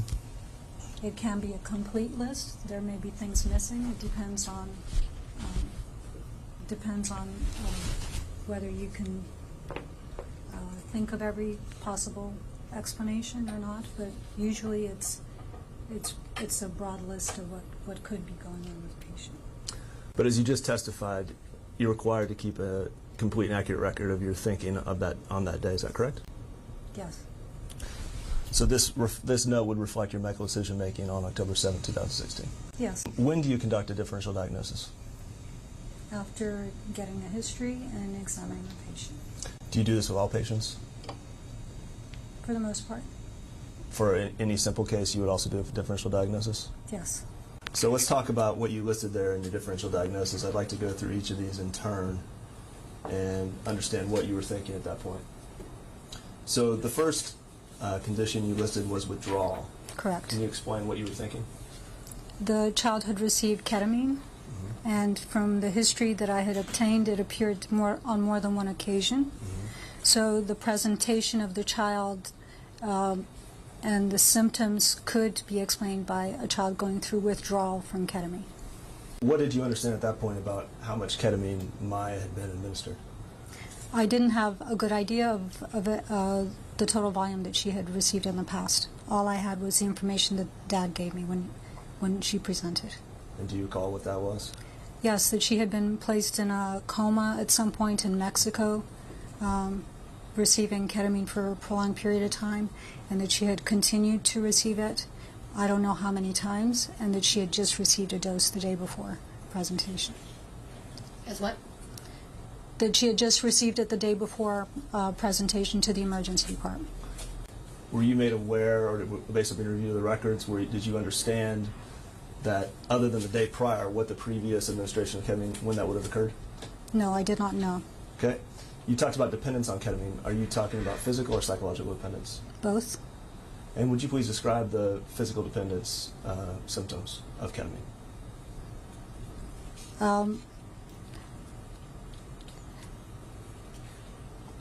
I prefer not to go into that right now because I don't have a complete information on that, so I don't want to give you the wrong information. But you generally understood on October 7, 2016 that physical dependence was a possibility. Yes. From the usage of ketamine. And what source would you have gone to verify that? I didn't need to go to a source at that point. It was just something that I was considering. Did you confer with anyone inside the hospital? I spoke with anesthesia. Who did you speak with in anesthesia? I don't remember. And that's not reflected in your record? I did document that I spoke with anesthesia. Can you please point me to where you documented that you spoke with anesthesia? It says, I discussed the dosage with anesthesia, and at the second line from the bottom. And withdrawal was one of those. You didn't have a strong confidence that was not the case, but you listed it because it was a possibility. Is that right? Yes, I did. What is RSD for the benefit of the jury? It's reflex sympathetic dystrophy. It's known by other names, like chronic regional pain syndrome. Okay. And why did you list that in your differential diagnosis? That was what the father claimed that the child had. Constipation. Why did you list that in your differential diagnosis? The father told me that she had a history of constipation. She had just been seen in the emergency department for constipation. So it was in the list, and she was presenting with abdominal pain. You also listed other intra-abdominal issue. Would you please explain that entry? Well, the father told me that she had been seen in the emergency department for abdominal pain. So there are multiple other causes of abdominal pain. Okay. That have to be considered in any child that comes in with abdominal pain, especially when they were just in the hospital for the same reason. So that was again based on the father's representation? Yes. And the fact that the complaint was still persisting. UTI, for the benefit of the jury, what is UTI? Urinary tract infection. Okay. Why did you list that? Because that can cause abdominal pain. Okay. That was not based on the father's representation. That was based on your medical opinion. Is that right? It was something that you have to consider in any female with abdominal pain. Okay. And then your last potential diagnosis there is psychogenic. Would you please explain that for the benefit of the jury? Psychogenic is another thing that has to be considered with any child that presents with abdominal pain. Would you elaborate on that term for the jury, please? Psychogenic would be any kind of mental health problem that can present with signs and symptoms of abdominal pain. For example, depression, anxiety, conversion disorder. There's a whole list of these. Sure. So you're referring to psychological conditions of Maya, the psychogenic entry there? Psychogenic is something that you have to consider in a child that presents with abdominal pain. Right, and when you enlisting that, you were thinking of various psychiatric diagnoses of Maya. Is that correct? I was not aware that she has any psychiatric diagnoses. You were considering psychiatric diagnoses of Maya. Is that correct? Yes, that would be something to consider. Okay. So next, I'd like to turn to page 8 of 9 here. It's plaintiffs 04076.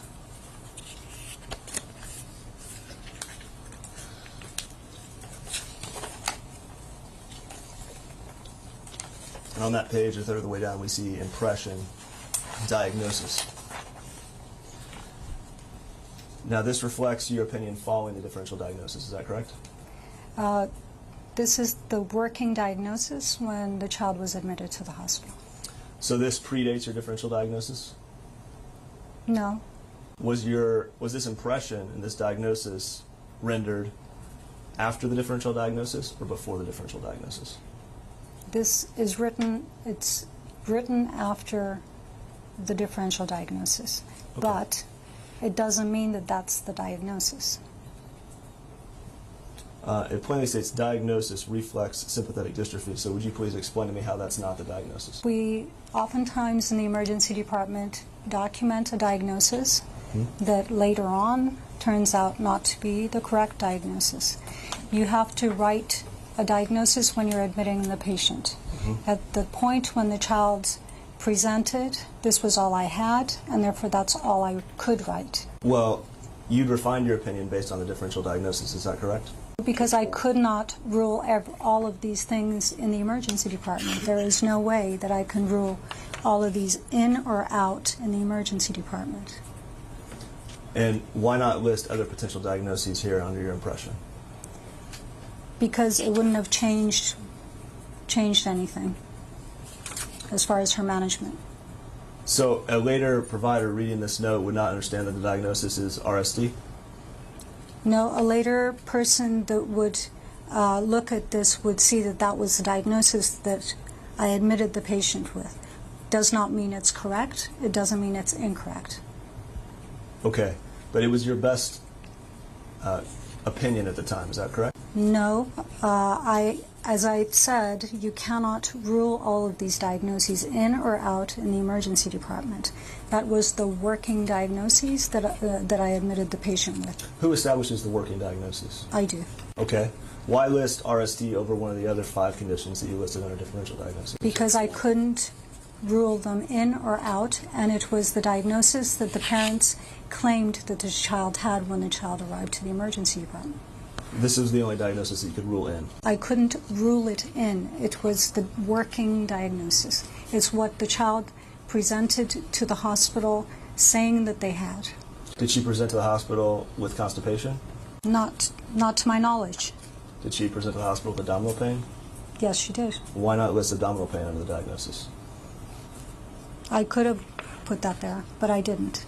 So you rendered some sort of decision, and the outcome is reflex sympathetic dystrophy. Is that correct? Again, it's a working diagnosis. It's not something that I could rule in or out in the emergency department. All right. What I don't see listed here is Munchausen by proxy. Psychogenic, I think it's in the DSM for psychogenic. When we just discussed this, you stated that those were psychological diagnoses of Maya that you were considering. Is that correct? Psychogenic was one of them. Right. And psychogenic referred to psychological diagnoses of Maya, correct? Yes. Right. Not psychological diagnoses of Beata. Is that correct?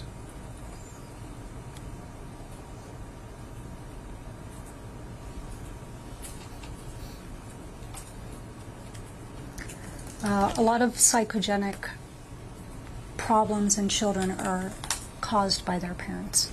Okay, so your testimony is that your psychogenic categorization there includes the potential for Munchausen by proxy. It's in the DSM Okay. for psychiatric problems. And is that something that you were actively considering Yes. when you admitted her, Munchausen by proxy? Yes. Okay. So, upon suspecting Munchausen by proxy, you then turned to the Johns Hopkins All Children's Hospital protocol for addressing suspected cases of Munchausen by proxy. Is that correct? No, Why not? we don't have a protocol. You don't have a protocol. Not in the emergency department. The hospital doesn't have a Munchausen by proxy protocol? We do not have a pathway or a protocol in the emergency department.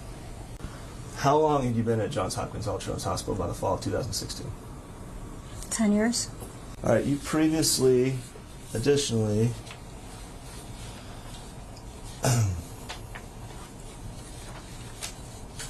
in 1998,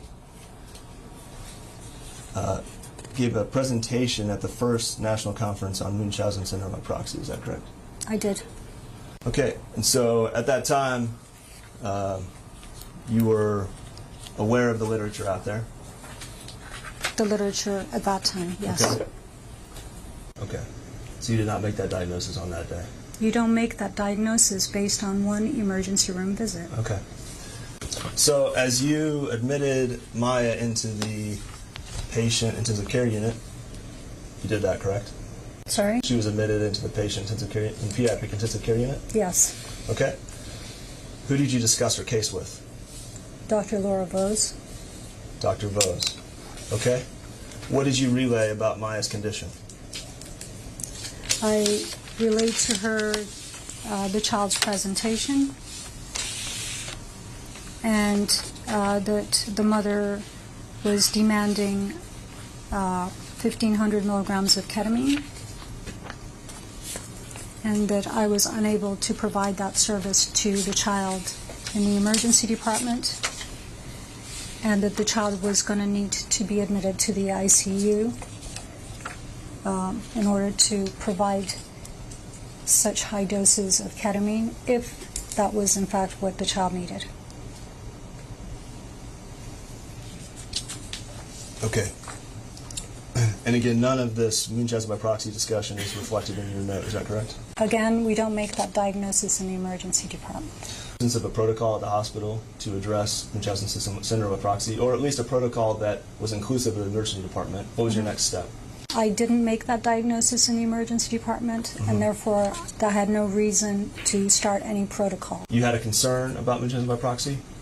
As I did for multiple other things. But you took no further steps in pursuing that diagnosis, is that correct? Again, I don't make the diagnosis of Munchausen's by proxy in the emergency department. I'm not asking you to make the diagnosis. I'm asking you, in allowing others to make the diagnosis, did you pursue any additional steps to inform them, other than talking with Dr. Vose? No. The book referred to as a Child Protection Team Medical Director.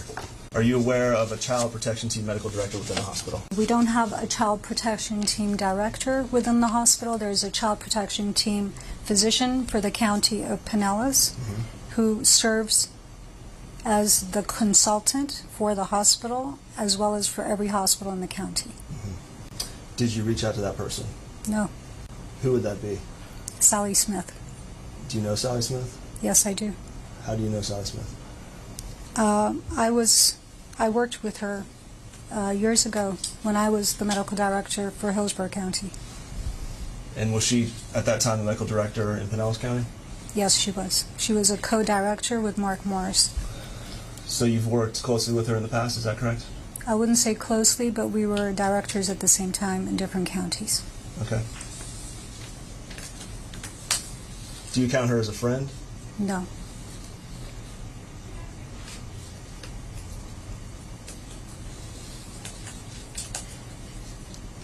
Do you consider Munchausen by proxy to be a form of child abuse? It is a form of child abuse. After you spoke with Dr. Vose, did you follow Maya's case? No, I did not. That was your last involvement with the case? Yes, it was. Were you made aware that a report of Munchausen by proxy was made? No. Never? No. When is the first you learned that the Kowalskis, and specifically Beata, were alleged to have abused their daughter Maya? I can't remember the exact time that I was told. It was months later. Was Maya still in the hospital when you were told? I really don't know.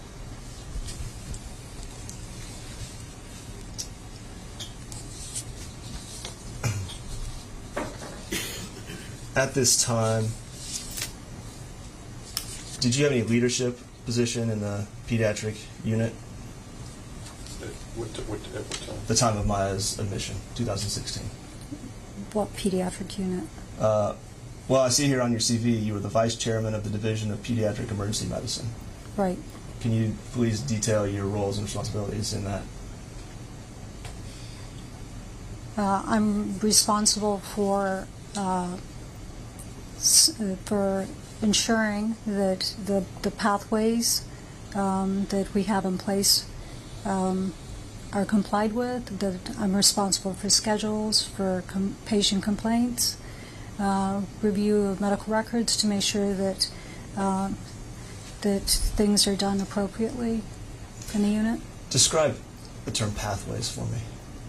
Pathways are guidelines that the hospital has come up with, that we come up as multidisciplinary teams in order to make sure that the guidelines and evidence-based medicine treatment in place, or to comply with the latest things that we're supposed to be doing for different diagnoses. And would you agree that protocol would be a synonym of pathway? it's similar. It's not the same, but it's similar, yeah. Or perhaps if you had some sort of standard operating procedure within which to address Munchausen by proxy, you would refer to it as a pathway at Johns Hopkins. Is that correct? If it's written in the format that we have, yes. Sure. But as you sat as the vice chair in 2016, there was no pathway or any other format for addressing Munchausen by proxy, correct? Not in the emergency department. Correct. All right. And as the vice chair, you're generally familiar with the training and experience of the other pediatric physicians in that department? Generally, yes. Okay. Anyone else in that department that's previously served as the medical director of Hillsborough County for the child protection team? No. No. How many cases do you estimate you saw of child abuse during those 5 years? In Hillsborough? Correct.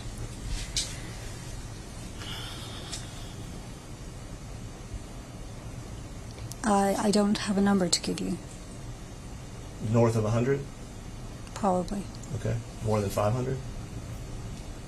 I don't know. Probably somewhere in that range. Okay. Are you aware of anyone within your department that has seen as many cases as you? As many cases of child abuse? No. And in the absence of a protocol, you were not consulted further? Well, I wasn't. Despite your extensive experience. And the first time you became aware was months later, and you're not sure whether that was during Maya's admission or afterwards. Yes, I can tell you the situation where I was informed about it. Please do. I was informed that by a resident who was talking to another resident that Maya's mother had committed suicide. At which point I questioned what had happened, and that's when I found out. Mm-hmm. And you don't recall do you recall how long after Beata's suicide that would have been? I don't know. Okay. What was your reaction? I was surprised. You were surprised by Beata's suicide? Yes.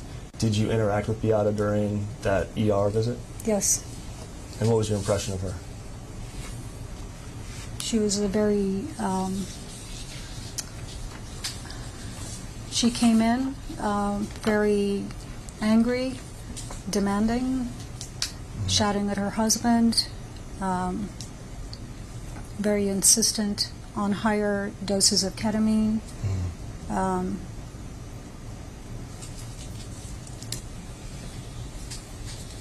She wouldn't let her husband touch her child. She wouldn't let me do anything without giving more and more medication to her child. Would she let anyone touch her child? No. Well, she let the nurses draw blood. She didn't have a problem with that. Okay. She resisted a CT scan, is that correct?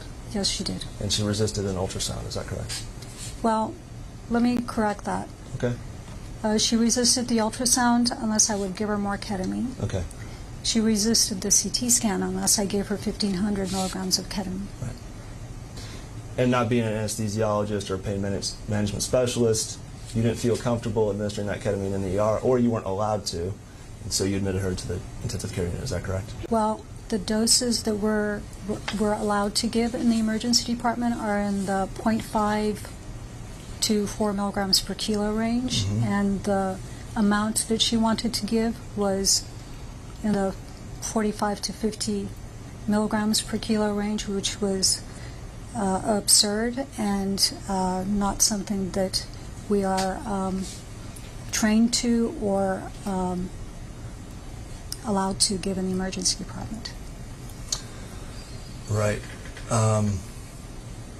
Who had been administering that ketamine to Maya previously? To my knowledge and all that I had, the only information I had was that it was a Dr. Hannah in Clearwater. Did you speak with Dr. Hannah? I called his office to talk to him. Mm-hmm. He was not available. Okay. I spoke with a nurse-type person. I don't know if it was a nurse practitioner or a nurse, but I spoke with a nurse. Okay. Who informed me of what their treatment had been. Okay. And hearing that another doctor had been prescribing that treatment, your opinion was that the level of ketamine being requested was absurd, to use your phrase. Yes. Okay. Did you consult with any other doctors? Yes, I called anesthesia. Dr. Vose? No, Dr. Vose is ICU. Okay, I'm sorry. Who was in anesthesia? I don't have a name, but Okay. I spoke with the anesthesiologist on call, and I spoke with the ICU. Okay. Did you speak with anyone else outside the hospital besides Dr. Hannah's staff? No, Did you speak with Dr. Wassenaar? no. If you turn to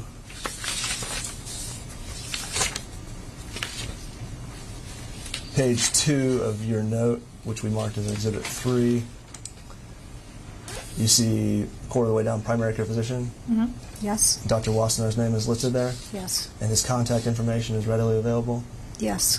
but you didn't reach out to him. No. Okay?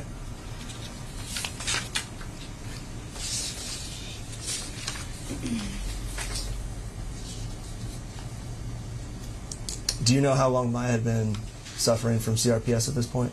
No. Although the father did tell me that the diagnosis was made a year and a half prior to her presentation. Okay. Based upon my review of the record, it looks as if the report was made later that evening. Okay. You remained unaware of that, I didn't make the report. and you weren't aware that a report was made. No, I wasn't. Right.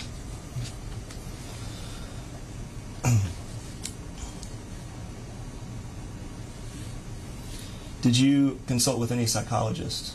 No. Despite the concern for psychogenic diagnosis, you did not consult with any psychologist. It's not our habit to consult psychologists in the emergency department. Okay. Is it your understanding that that would be the intensive care unit's responsibility? That is an inpatient consult. It's something that is not urgent. Okay. After she was admitted to the PICU, she was considered an inpatient? Yes. Okay. So at that point, psychological consult would have been proper? Yes. Okay. Do you know if one was performed? No. Okay. How would you classify your level of knowledge of CRPS? I think, I don't know what kind of scale you're using. Aware, familiar, expert? Aware? Aware. If you were going to seek an outside opinion on a pediatric CRPS case, who would you go to in the state of Florida? I don't have a specific name because I've not needed to. I usually refer to TGH. There's a CRPS clinic there, but I don't know the names of the people who work there. Your testimony was you did not consult with anyone outside of the hospital other than Dr. Hannah's staff. Is that correct? Outside the hospital, no. I contacted the pain management physician who was giving that kind of dosage to her in order to clarify exactly what the child was receiving. And you're referring to Dr. Hannah's staff, correct? Yes. Yes. And they confirmed that they had previously provided her on the day prior 1,500 milligrams. Is that correct? Well, actually, I think the dose was 1,250 milligrams with 50 milligrams of 2% lidocaine, 1,750 milligrams of max sulfate, and 4 milligrams of Versed. Okay. So Beata's request wasn't out of line with the previous day's dosage, was it? It was actually higher. It was 1,500. Right. Is it, how much higher is that? 250 milligrams. Is that significant? in a child who weighs 30 kilos, yes. Had Beata asked for 1,250 milligrams, would you have felt that was not an absurd request? You have to understand that the dose, the way that we give ketamine in the emergency department is different than the way she receives it in the pain management clinic. Okay. In the emergency department, we give it in a bolus form. So we push. Okay. Okay? Pain management gives it as an infusion, as a continuous infusion over hours. Okay. Okay? We don't have the nursing or the staff to monitor a child for that period of time in the emergency department. Nurses are not allowed to give ketamine in the state of Florida in the emergency department. Okay? So giving her 1,500 milligrams as a bolus is absurd. Okay. The decision to admit Maya was made due to this staffing concern and inability to administer the ketamine dose as requested? Among other things, yes. Oh, okay, please detail the other things. The fact that she would need to be monitored, the Okay. fact that she needed a pain management specialist to be supervising this, as well as the ICU. Okay. Who did you speak with within the hospital in pain management? I spoke with the anesthesiologist who was on call, and then he was going to, or she, I don't remember, was going to talk to the pain management group. I can read it to you if you want. That'd be fun. It says, I discussed the dosage with anesthesia, who stated that they would, it says given, but it's give more if needed after discussion with the pain management doctors and evaluation of patient on the floor. Can you give us 3 names that you deal with most often in anesthesiology? Dr. Elliott, I think it's Dr. Patel, and there's Dr. Drojanin, Can you spell that, if not? Drozhinin. Okay. Those are the anesthesiologists you confer with most regularly? Those are usually the people on call when I call to Okay. speak to somebody. Okay. So the decision to, I'll make sure we get this right. The decision to admit Maya into the intensive care unit was due to a concern about the inability in the ER to administer ketamine via an infusion. Correct. And your understanding was, after talking with Dr. Vos and whoever you spoke with in anesthesia, that they would further consider whether that dosage was appropriate. They would further consider the management of pain in this child. Okay. Not necessarily specifically as it related to the dosage, but to control this child's pain Okay. in an adequate fashion. Okay. And so Beata's concern was controlling Maya's pain. Is that correct? Her concern was that I comply with the dosage of ketamine and that I actually give her the medication that she felt was necessary for the treatment of her child at that time. And when you explained to her that you'd have to admit her to the intensive care unit for that to be administered, did she resist that? She initially wanted me to get anesthesia to come to the emergency department, but I was unable to do so. And after I told her that it would have to be in the ICU and that I was not willing to give any further doses of ketamine, then she complied with that. Okay. So she was in a bit of a rush to have ketamine administered. I wouldn't necessarily agree with the wording in a Okay. rush. I think she definitely wanted to push her opinion of how the child's pain should be managed Okay. immediately. Right. But after it was explained to her that that could not be done in the emergency department, she understood that message. Unwillingly, Unwillingly? yes. Well, I thought your earlier testimony was that she did not resist admission to the intensive care unit. Didn't have an option because I was refusing to administer any further doses. Right. She wanted her daughter comforted sooner rather than later. No, she wanted her daughter to receive 1,500 milligrams of ketamine, which I was not willing to do in the emergency department. Right. And when you explained to her that that could only happen in the intensive care unit, she allowed her daughter to be admitted. As opposed to what? As opposed to saying no. Her goal was to get ketamine into this child. Can that be understood as a goal of comforting her daughter? I think there are many ways to comfort a child besides administering ketamine. Where do you think she got the idea for 1,500 milligrams of ketamine? I have no idea. Is 1,250 milligrams in the range of 1,500 milligrams? If you go by milligrams per kilograms, it's an excessive dose. So had Either she way. asked for 1,250, you would have been okay with that request? No, I would not. Okay. After speaking with Dr. Hanna's office, you still maintain that 1,250 was an absurd dose. It was. Okay. And that was based on your consult with anesthesiology? No, that was based on my experience with working with ketamine in the emergency department and the fact that we give bolus doses and we do not exceed doses of about 4 milligrams per kilo in the ER. Right. But once the difference between a bolus dose and an infusion was explained to Beata, she allowed her daughter to be admitted to the intensive care unit. I don't recall having that conversation with her about bolus versus infusion. Oh, you didn't explain to her that the problem was it would be a bolus dose and not an infusion? I did not have that. I don't recall having that Okay. discussion with her. So she remained unaware that your inability to administer that ketamine in the ER was because of the type of administration, bolus versus infusion. She did not ask for an infusion. She asked for 1,500 milligrams of ketamine. Did she ask for it in bolus form? She didn't ask for infusion. She didn't specify. Previously, Maya had been treated with infusion. I don't know. I don't know what they did in Mexico. I don't know The day what prior. Dr. Hanna did The day prior. prior to that. I don't know. All I know is what I was given by a nurse in his office. And the day prior, she received it via infusion. That was your testimony. And the infusion was over 4 hours, apparently. Okay.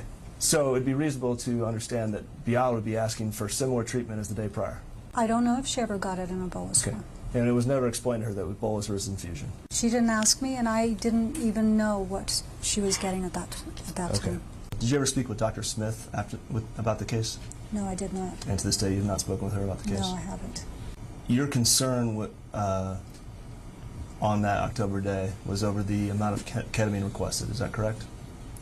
My concern was for the safety of the child. You don't want to give something to the child to cause any more problems. Right. So I couldn't comply with what the mom was requesting under in the emergency department.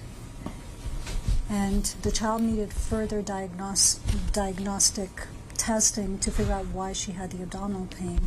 The mother was refusing to allow me to do any tests aside from the blood work in the urine unless I gave the ketamine. So I had to admit the child so that this could be done in a controlled fashion. Why was the mother refusing? Because every test that I ordered, the ultrasound, the CAT scan, she wanted mega doses of ketamine before I could do it, and I was not going to do it. I couldn't do it. And was your read that that was born of her concern for her daughter's pain? I don't know why she was so insistent that we had to do, because I was giving ketamine. I did give the child Versed. I just didn't give the amount that she wanted. Did you give ketamine or Versed prior to the blood draw you mentioned earlier? Yes, I did. Okay. So only after Well, actually, I'm sorry. Can I take that back? Sure. So we gave it IV, so she had to have had the blood draw. So you gave ketamine and Versed via IV? Correct. So the blood was drawn previously? The blood was drawn at the time when the IV was placed. So your concern was over the level of ketamine being requested. Did you have concern about the 1,250 milligrams that was administered the day prior? That dose seemed excessive to me, but I'm not a specialist in pain management, which is why, A, I called to verify the dose. B, I wasn't sure if the mother even knew what she was talking about. I couldn't know. I had to find out exactly what she was talking about. And then I wanted to talk to the physician to see what they were doing. Right.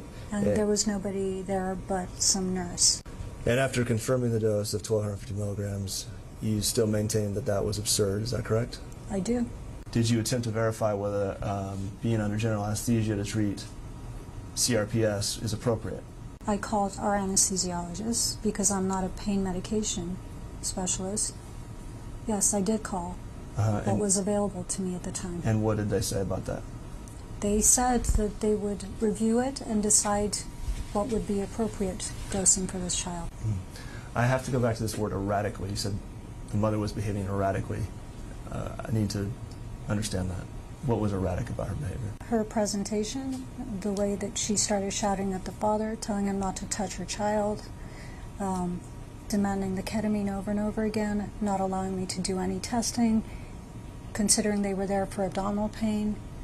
Are any of those things you just listed not explained by a daughter who's in excruciating pain? What, telling your husband not to touch your child? Why would you ask people not to touch your child? I don't know, why would you? Well, one possibility is they're in extreme pain. Would you agree? I think touching your child is a comforting measure. It's a reflex. It's a reflex by the parents? Most of the time, yeah. Okay. So what was erratic about her behavior?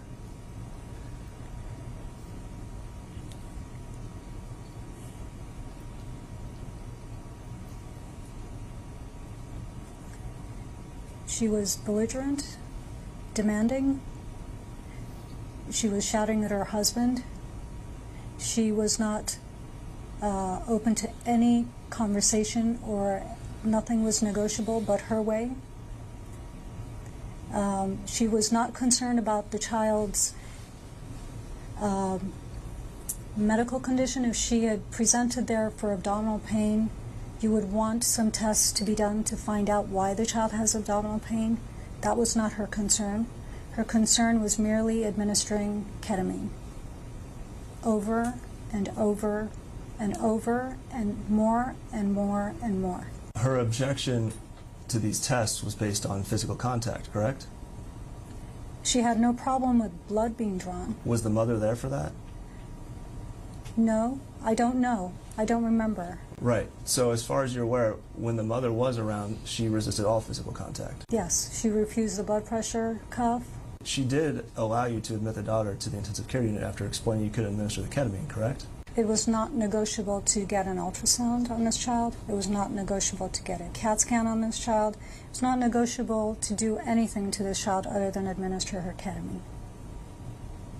And admit her to the PICU. Because that was the only way she was going to get it. Your total interaction with the Kowalskis lasted how long? The time that they were in the hospital, in the ER. And based on your note, my best read is that it was less than 2 hours. Is that correct? Yes. Okay. And they'd been dealing with this condition for 1.5 years. Yes. But you made the determination that the mother was acting improperly and erratically. She was. Okay.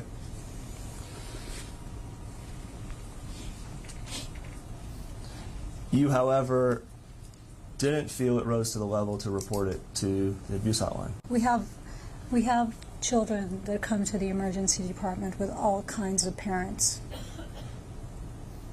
And we have to deal with it. People have all kinds of mental health problems. If I had to report every person that has a mental health problem to the abuse hotline, I think Florida's hotline wouldn't be able to handle it. Who had a mental health problem? When I mentioned that her behavior was out of the norm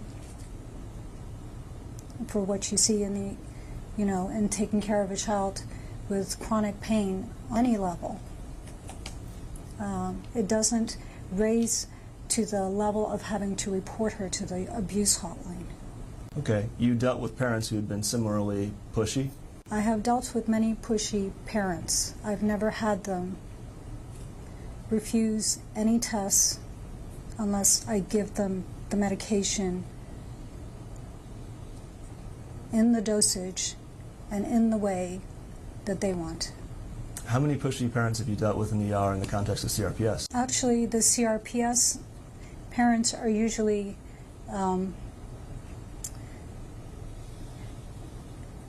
they're usually worn down. Okay. I have to tie up. You said someone had mental issues. Who had mental issues? I said that when you mentioned reporting her, if a person is being erratic I didn't make a diagnosis in this patient to the extent of having to report her to the Department of Children and Families. We get people who behave in all kinds of ways in the ER. I don't go reporting all of them to the Department of Children and Families. And you're aware of your statutory requirement to report reasonable suspicions of child abuse Right. because you have extensive experience in that area, and it didn't rise to that level. Not based on a two-hour encounter with a mother. So she might have been pushy and belligerent, but not to the level that would require a hotline call. No. That concludes the presentation of Dr. Bahal-Posey. Okay, members of the jury, let's go ahead and take a break. Let's try to keep it to a 10-minute break. Do not discuss this case amongst yourselves. Do not do any investigation and receive no information, okay? Have a good break.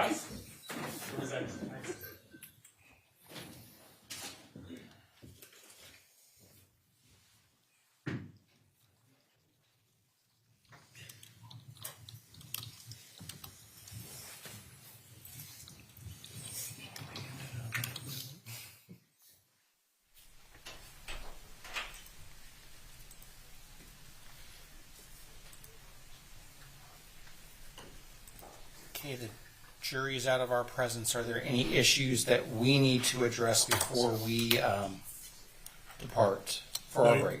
Not for plaintiff. Not for the defense. Okay, when I come back, I'd like to have the time rundown for that depot, and I'll need the one for the next depot as well. 10-minute break. Yep, thank you.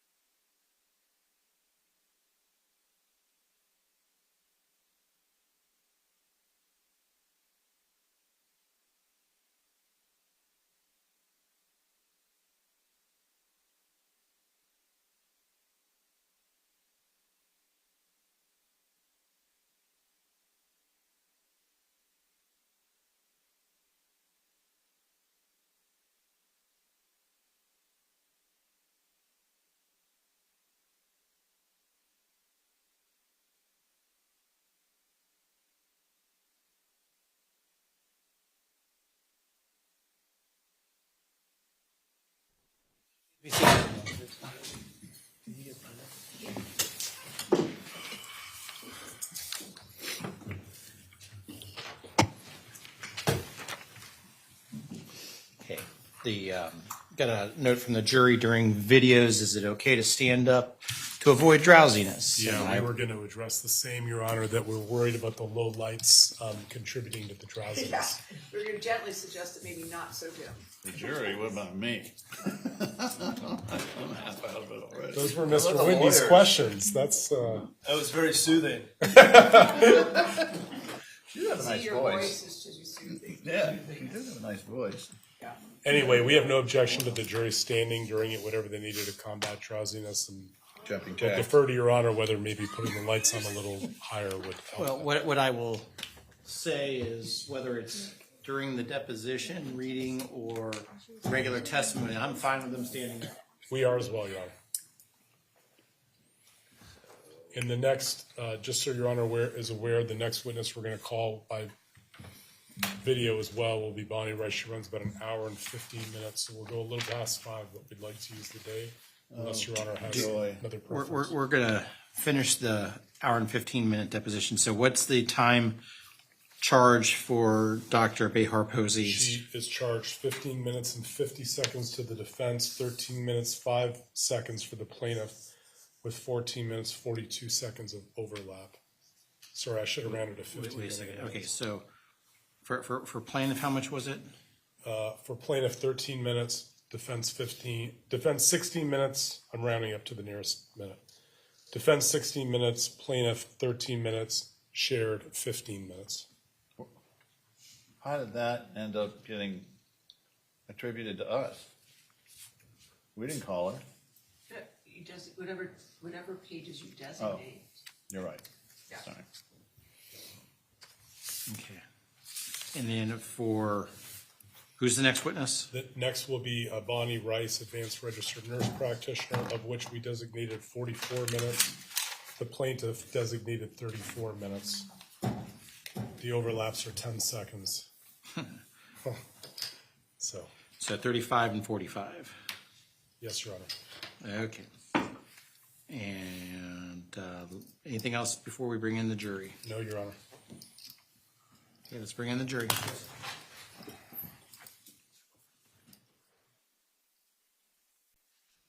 Yes, thank you.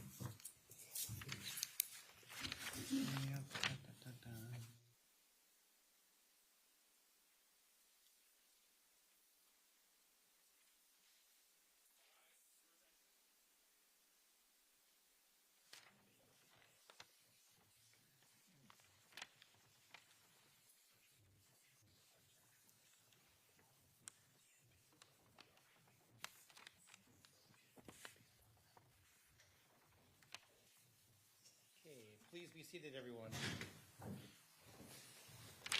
Members of the jury, I want to confirm while you were away, you did not discuss this case amongst yourselves. You did no investigation and did not receive any information. Is that correct? Correct. And have you been approached by anyone about this case? And have you seen any media accounts about this case? Okay. Now, I did receive a note from one of your numbers that reads, during videos, is it okay to stand up to avoid drowsiness? I will tell you this, whether it's during a deposition or if it's somebody on TV, if you would like to stand up and stretch for any reason, you are free to do that. So just go ahead and do it now. If you're in the front row and you're standing up, just kind of make sure you're not running into somebody and try not to block their views. Okay? You okay with that? Yes. Now, as far as the lighting is concerned, do you want me to turn on the tray light above you? The only thing is I don't have any control over dimming that. So that's the real bright one. So I can turn on, I think, this center light. You like it how it is? Okay. Leave it. No lullabies, right? Okay. Defense, call your next witness, please. We call advanced registered nurse practitioner Bonnie Rice, also by video, Your Honor. Ms. Rice, will you raise your right hand, please?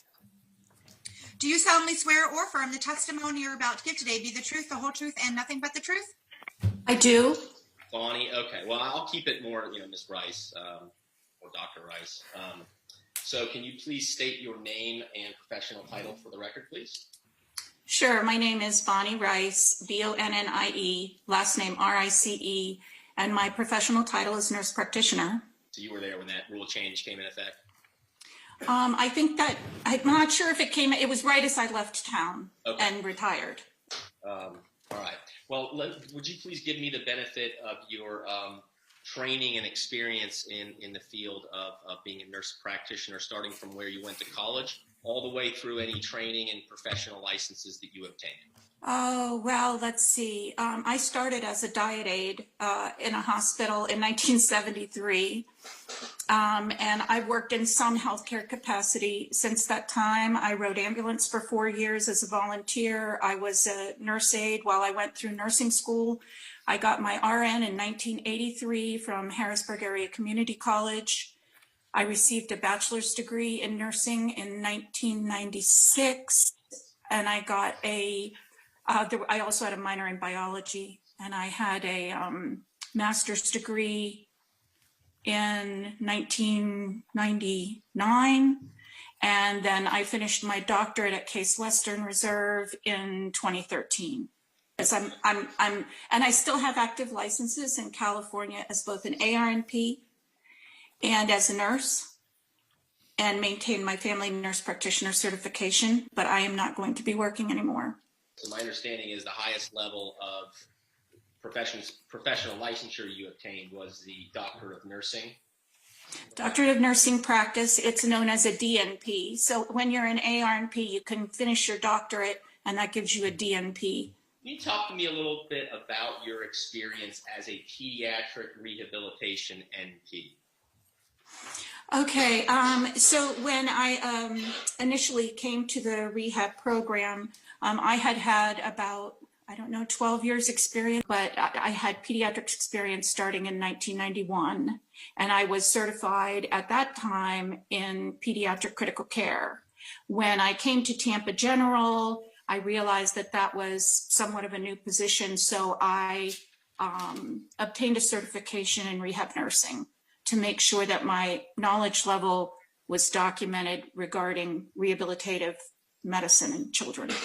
So what kind of courses or hands-on training did you do in order to get this pediatric rehabilitation licensure?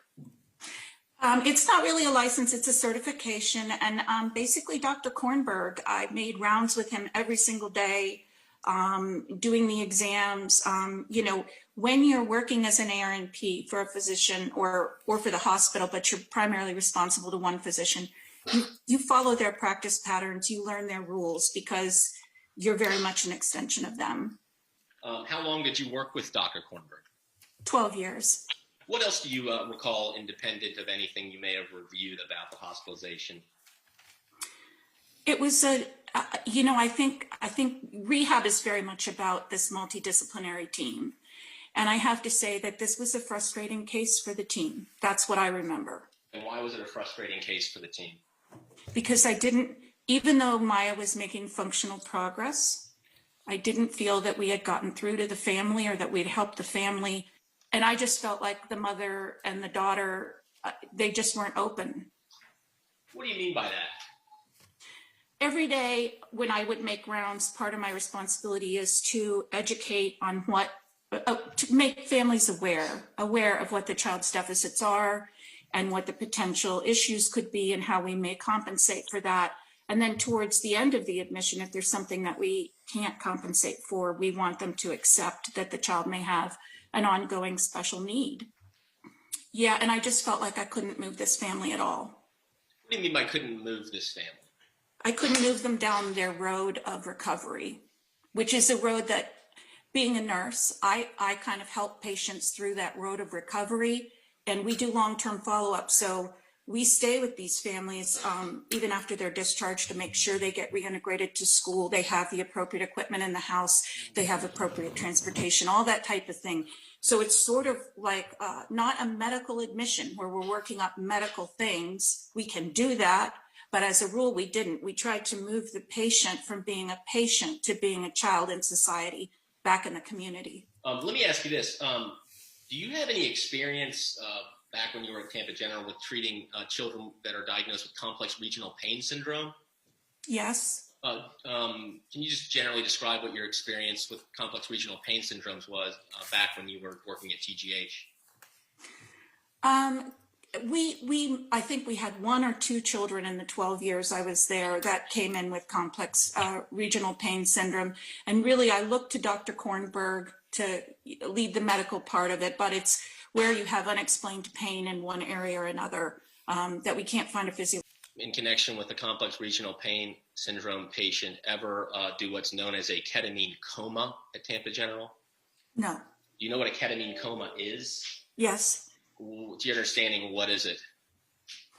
It's an infusion of ketamine. But, you know, I have to tell you that for my time at Tampa General, ketamine was a very tightly controlled drug and wasn't even allowed to be used on the floor where we were. Why? And I know that they were using ketamine now in a number of different ways, but it's all new since 2015. Are you familiar with the Dr. Anthony Kirkpatrick? He used to be on staff at Tampa General. Do you know who that is? I don't recognize the name. It has been suggested in a blog entry by Beata Kowalski that you were practicing witchcraft on Maya Kowalski at Tampa General Hospital. Were you practicing witchcraft in connection with Maya Kowalski? No, I'm not a witch, and I don't practice witchcraft. I don't even believe in witchcraft. I'm a scientist. Understood. And it's fair to say that you were using evidence-based practices in your treatment of Maya Kowalski? Absolutely. The only thing that we had that was, it was a consult to integrative medicine. We did have a team there at Tampa General that would do things like Reiki massage, aromatherapy. We did some disability yoga, breathing exercises. So we had consulted them just to see if they could help with Maya's complaints of pain. Can you please describe what your independent recollection is? Okay. So, like I said, my job was kind of to be that holistic person and lead them down. Usually, you know, it's a road of grief, of accepting that maybe their child was in an accident, maybe other people were killed or whatever. So we're on this sort of grief and coping road together. Do you have any personal animosity towards Mrs. Kowalski? Absolutely not. I tried to connect with her in every way I could think. And our joke in rehab was, we'll try 1,000 different things to get kids moving again. And I think Dr. McCain and I talked about this mom almost every day because I felt like I couldn't connect. And I couldn't sway her perception of reality. What do you mean by perception of reality? She was hyper-focused on medical tests and treatments, and the team felt that the child's problems had a very heavy psychological and psychiatric overlay. Okay, what is a history and physical? A history and physical, when the patient first comes in, you want to find out, you have usually records from the referring hospital. We were a referral service, so people referred into us. You have some records from the referring hospital, and then you go in and question both. I admitted the family as a unit. There are discharge plan, how this kid's going to go home, and we've all got to, you know, cope together and move forward, and they needed to learn what they needed to learn and be able to cope with that. And so I would start right away trying to form a relationship with the child, the family. And I remember this kid came in with her father, and he was a very good historian. He had medical background too. You recall what his medical background was? Something in first responder, EMT, paramedic, firefighter, something. Who was the referring physician for this hospitalization? It was Dr. Hart. We worked very closely with him. Okay, and Dr. Hart, I think you said, is a pediatric physiatrist over at All Children's Hospital? All Children's, yes. Okay. And what was the estimated stay for this hospitalization, as best you can tell from the H&P? Oh, heavens. We estimated 4 to 6 weeks. Okay. And is that where it says ELOS, estimated 4 to 6 weeks? Yes. And so because we're a functional admission, these children would not be in the hospital if they weren't there to make functional gains, as a rule. Not always, but as a rule. So, you know, you can sign out at any time. It's not like a regular hospitalization. We're helping you to walk and take care of yourself and go to the bathroom on your own and feed yourself. And if there's a mental disability or a speech issue or swallowing issue, we would get speech involved. And so you can sign out at any time. And so we want to make sure that the family understands what our length of stays might look like. However, this occurs before the 48 hours of evaluation that occurs by the therapy team.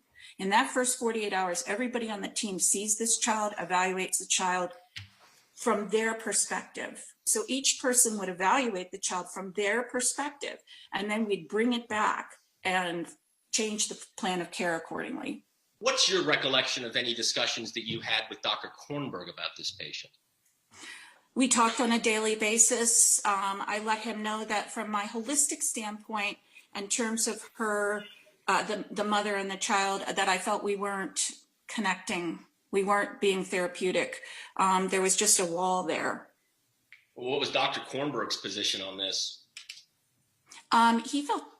I don't think he felt it quite like I do because I'm a nurse, right? So we were empaths, yeah, he had some of the same concerns, and the team all shared and discussed our concerns. I noticed Yes. you used the term team a few times. Do you consider this to be a team approach to what you guys were doing at the TGH? Yes, the main thing for conversion disorder or any rehabilitative patient, like I said, it's not really a medical admission. We can do medicine and we do medicine, but it's all about the functionality of the child, and that requires a multidisciplinary team of really talented people that are evaluating this kid every single day and communicating. And we just had a tremendous team at that time, and I know the team expressed frustrations that we were getting Maya more functional. She was moving forward in a functional realm, but we didn't feel that that was something that was going to be able to be maintained. What is the significance of a normal CPK finding as referenced here on the H&P that you drafted? It may mean that it's not a steroid myopathy and there may be some other pathology going on. What is your recollection of Maya's asthma status during the period of time she was at Tampa General? I felt she was stable from an asthma standpoint. We were not escalating medical therapy or treatments. My understanding too was that prior to coming to Tampa General, Maya was admitted to Lurie Children's Hospital in Chicago. Do you know anything about that hospitalization? Yeah, that was another full workup for a second opinion. She had Dad had worked in Chicago. They had a primary care physician in Chicago, and they wanted the workup done there just to kind of verify everything that All Children's was telling them, I guess. I don't know. Did you ever see any of the records from Lurie Children's Hospital? The family did bring in the records, and eventually Dr. Kornberg was able to get the disc open and reviewed all the records and said it was a comprehensive workup. Let's walk through more of this now. When Maya presented, what was her ambulatory status? She was not ambulating. She was being carried to the bathroom by her father. How would she get around upon presentation? Yes, so she didn't leave her bed. Okay. It says here she uses her wheelchair as her primary mode of locomotion. Oh, yes. If she was going to the playroom or the gym, she would go in a wheelchair. I probably should have asked this earlier, but what do you recall about Maya from a personality standpoint based on your interactions with her? So she was sweet. She was interactive. She was pleasant until the physical exam, and then it would just rapidly deteriorate. There would be whimpering and crying, some screaming. As soon as she went to examine her, there was. It seemed like she was resistant to the exam or upset by the exam. I don't know. And then the next line, Nurse Rice says, she adjusts arms and legs for comfort and wipes her own tears away with her right hand. Why is that something that you put in the H&P? Because, she was not feeding herself. Her mother was feeding her. When her and I didn't know this until after the H&P, but we're going to write down every single type of movement we see so that we can work with what we have, and that's part of my assessment. So that's why it was so specific. But I have to say that my interactions and observations of her were not consistent with what her dad was telling me about her dependency. So after engaging in those, it says here, quote, she stopped crying and stated, quote, I don't distract easily, end quote, and then commenced crying. Do you see that line? Uh-huh. Why is it that you included that in your H&P? Yeah, so that's unusual, that she, first of all, that a fourth grader would know what distraction was, and that she doesn't distract easily is, she was a very smart little girl. And so I felt that was just something just that I hadn't seen in children before, just this stopping of the crying and then making a statement. Because usually when people are in tremendous pain, they're whimpering, and they're not, they might get angry, but they certainly don't stop and say, the technique you're using isn't going to work. Okay. I just hadn't had that from a child before.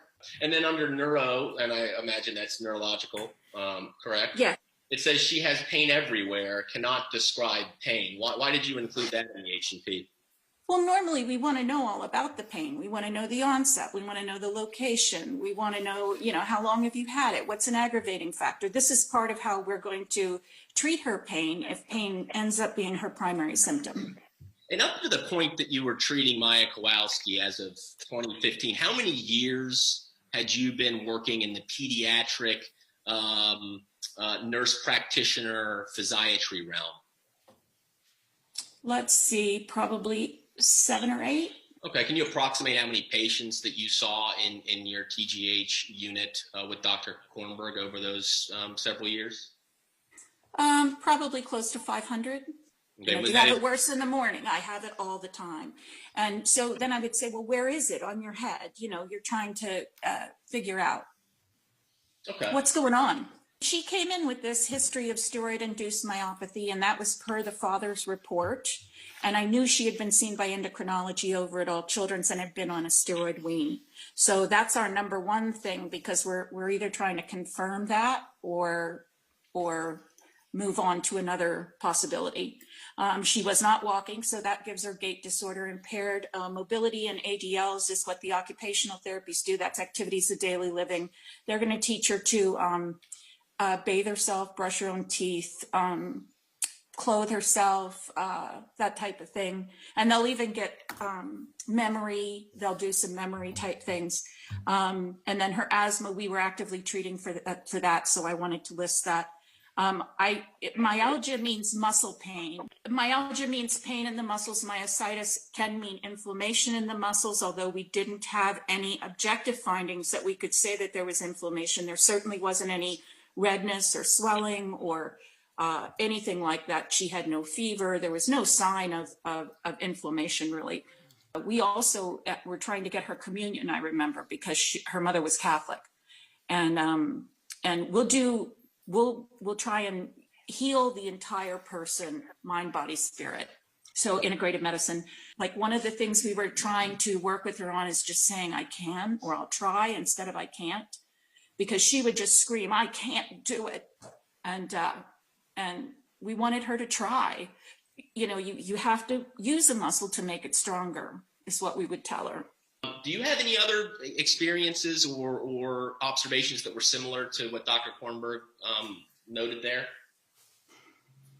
Yes, but this was very common for Maya. When her mother was in the room, she would, and sometimes her dad, but mostly her mother, she would just stop functioning.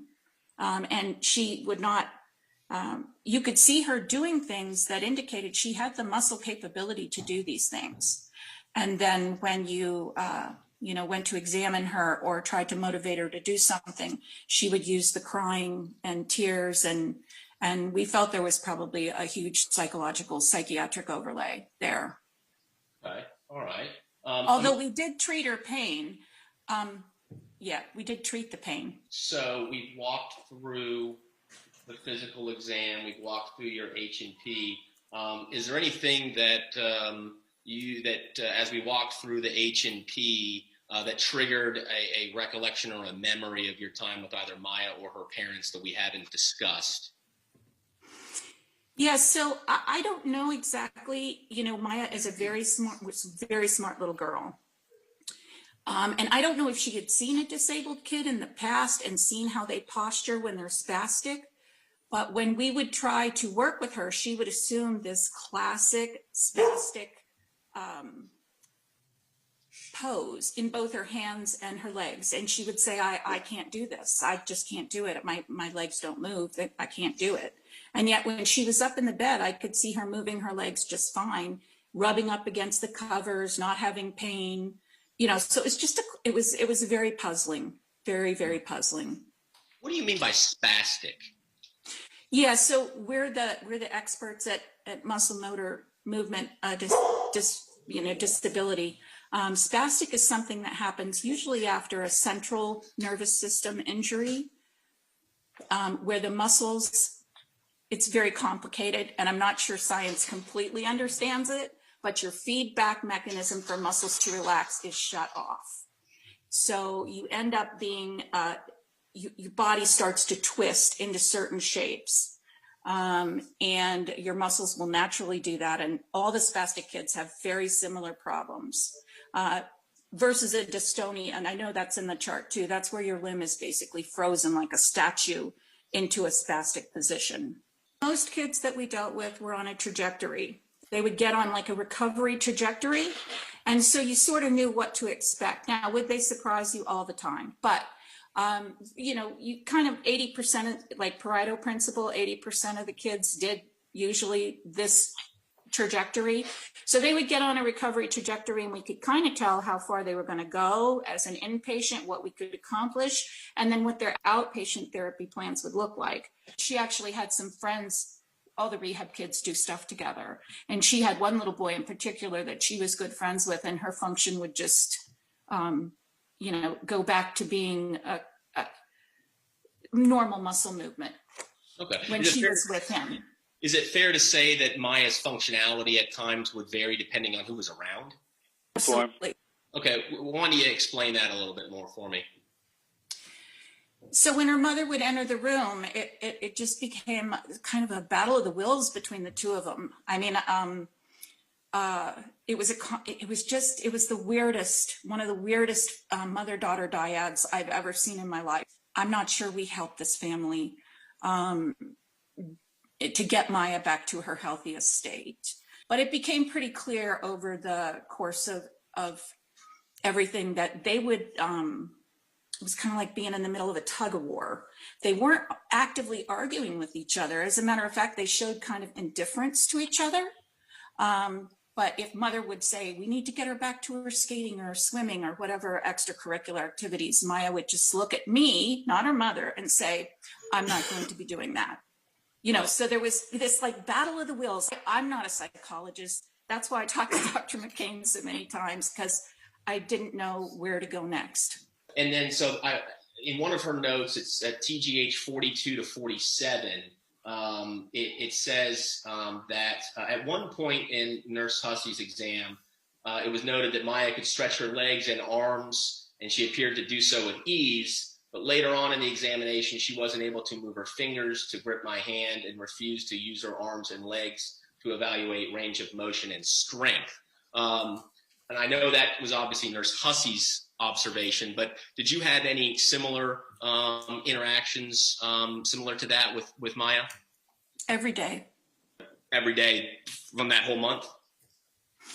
Pretty much, yeah. I mean, we would take her to therapies, and if her mother was present, she would just deteriorate. And that was why the team was so concerned, because we can get you functional again, but if we send you back into a home where you're with your parents and you're just going to deteriorate, that isn't really functional gain, is it? As somebody who's working with these kids, why is it significant to you that a patient may be able to do some things with ease during an examination and then not be able to do other things with ease in that same examination? It seemed like she might be using her dependency to get her parents' attention. And was that something you discussed with the neuropsychologist? Oh, yes. And psychiatry. We had Okay. psychiatry. I think you said that Dr. McCain was able to put a finger on it. I think you said, correct? I'm not sure if she did or not. I really didn't. I knew that we were towards the end of her hospitalization. We were feeling like what we provide at pediatric rehab was not what Maya needed. Okay. Maya and her mother needed. Yes, and that's actually, like I said, we use a scoring system, and she was making gains. It's just that the gains were not permanent. And why was that concerning to you as an NP that deals with pediatric pain patients? Well, because I started to think that, well, actually, pain was not my specialty, and we had special pain nurses that just did pain. But we always treat pain before function. If you hurt a kid, you'll never get them down to the gym again. So you have to make sure that they're pain-free before you, or at least pain-reduced before you start treatment. So I'm sorry. Okay. Later on in Dr. Vichapura's note, he indicates that when he suggested about playing the keyboard or doing puzzles, that Maya responded, "I can't do anything with my hands." And yet Dr. Vichapura would note that throughout his interview, the patient would be able to pick up objects and adjust her blanket. I guess my question is Dr. Vichapura's observation of those activities consistent with what you observed throughout your time with Maya Kowalski? Yes, it is. And how would you describe that similarity?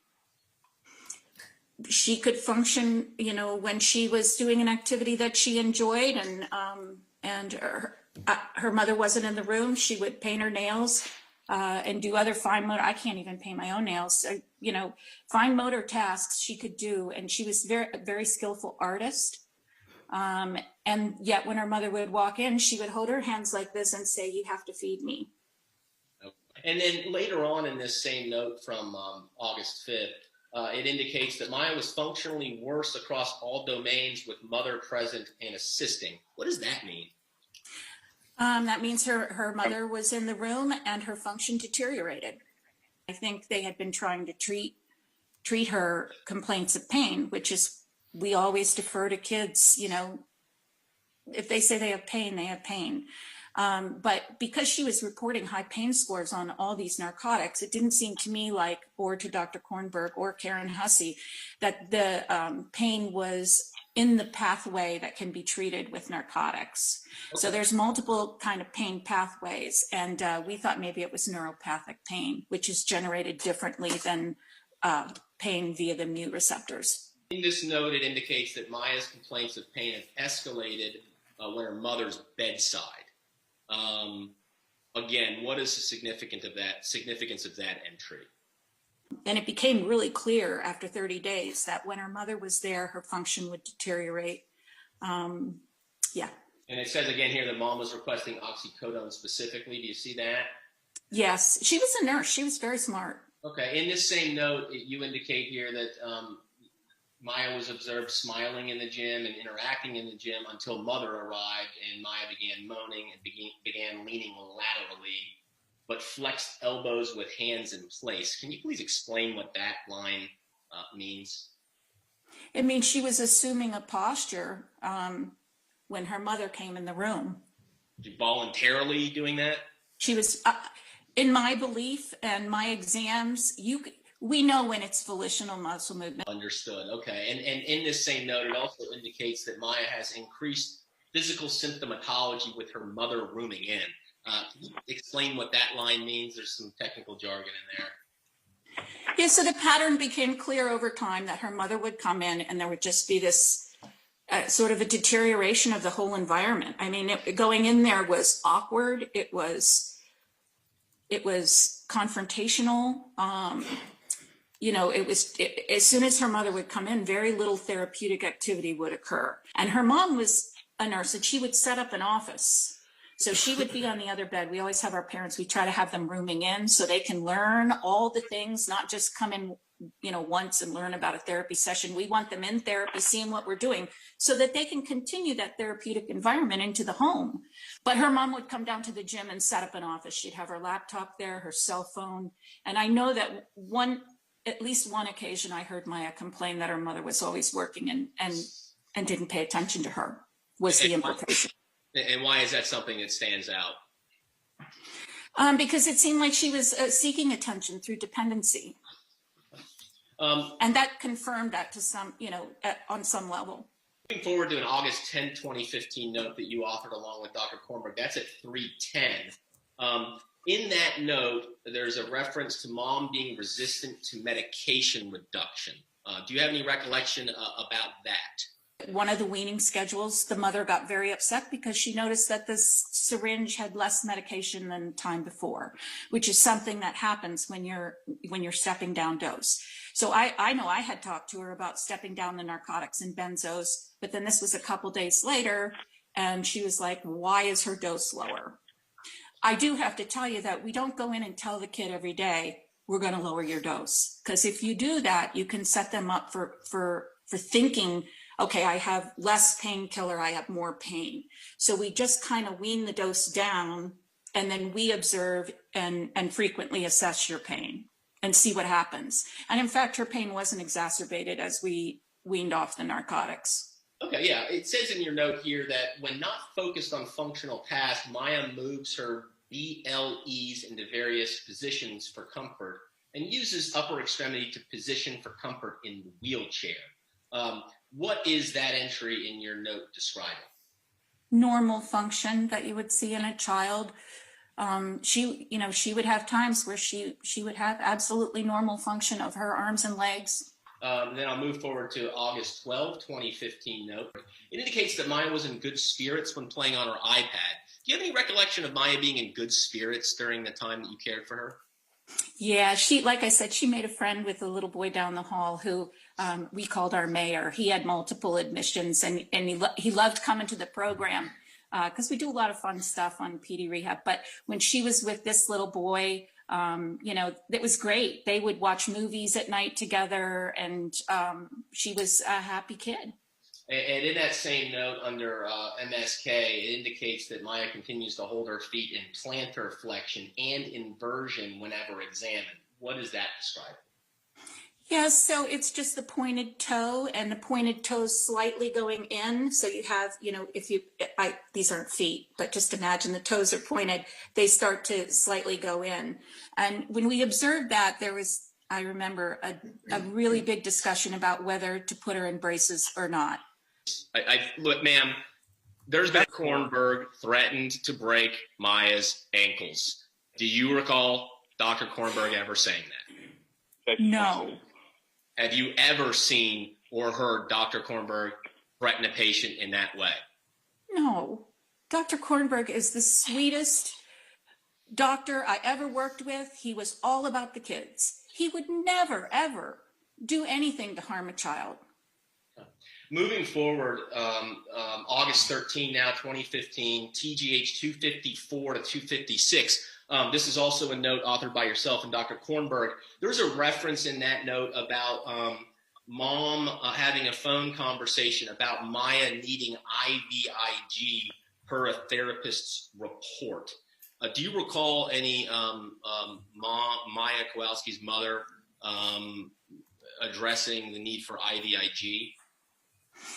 Yeah, so, I think she was desperate to find a medical cause and treat medical causes because I don't think the mom could wrap her head around the fact that her daughter had, this cute, charming, fantastic little girl had serious psychiatric problems, serious psychiatric and psychological problems that probably warranted an inpatient psych stay.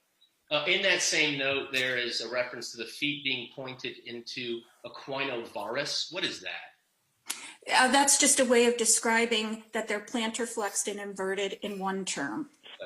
In that same note, it also says, but noted to intermittently actively dorsiflex. So I guess my question is, when it says here, feet pointed into equinovarus, but noted to intermittently actively dorsiflex, what are you explaining there in your note? That the leg was not contracted, that she was easily able to move her feet into a functional position of 90 degrees. Okay. Later on in that same note, it indicates that it appears as if Maya had been actively posturing ankles into a equinovirus. What is that describing? It means that she's volitionally putting her feet like that. And then I believe there, at some point, around the middle of this hospitalization, Mrs. Kowalski wanted some input with the pediatric neurologist. Do you recall that? I do. Now, I've seen reference in the chart on a couple of notes to a Maria Guerin-Corthals.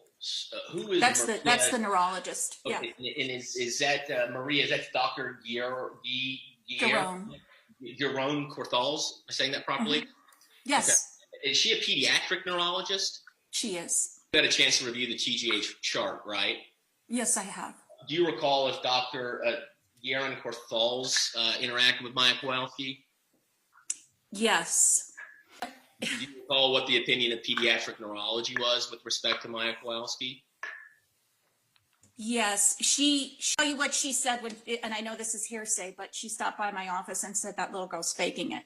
What was your response to Dr. Maria Guerin-Corthals during this conversation? Are we sure? And is there any other thing that we need to do to make sure? Because you always want to give the kids the benefit of the doubt, right?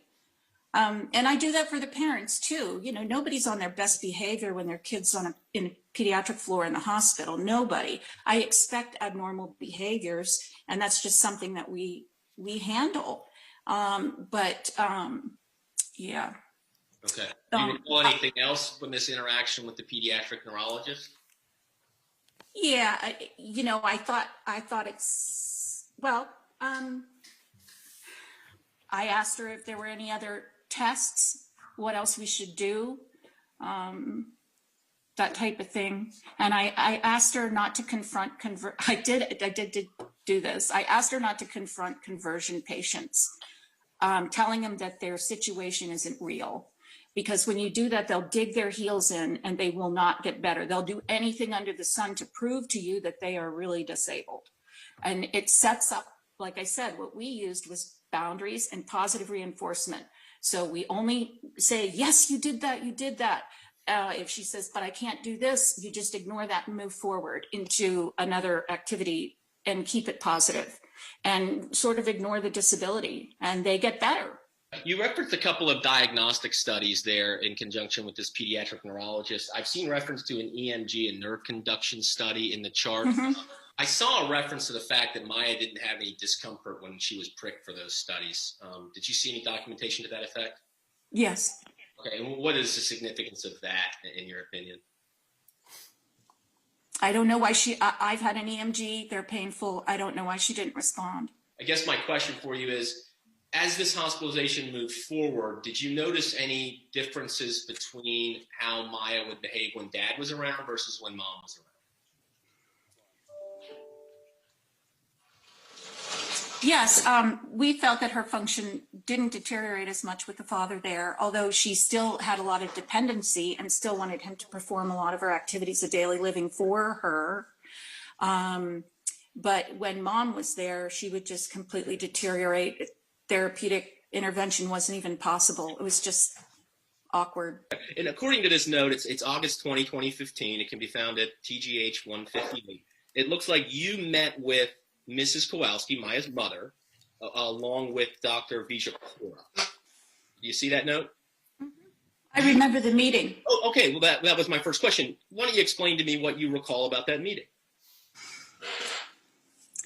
Yeah, so we frequently do, everybody gets family meetings to let them know how their kids are doing, and also to assess how the parent is coping with the kids' progress.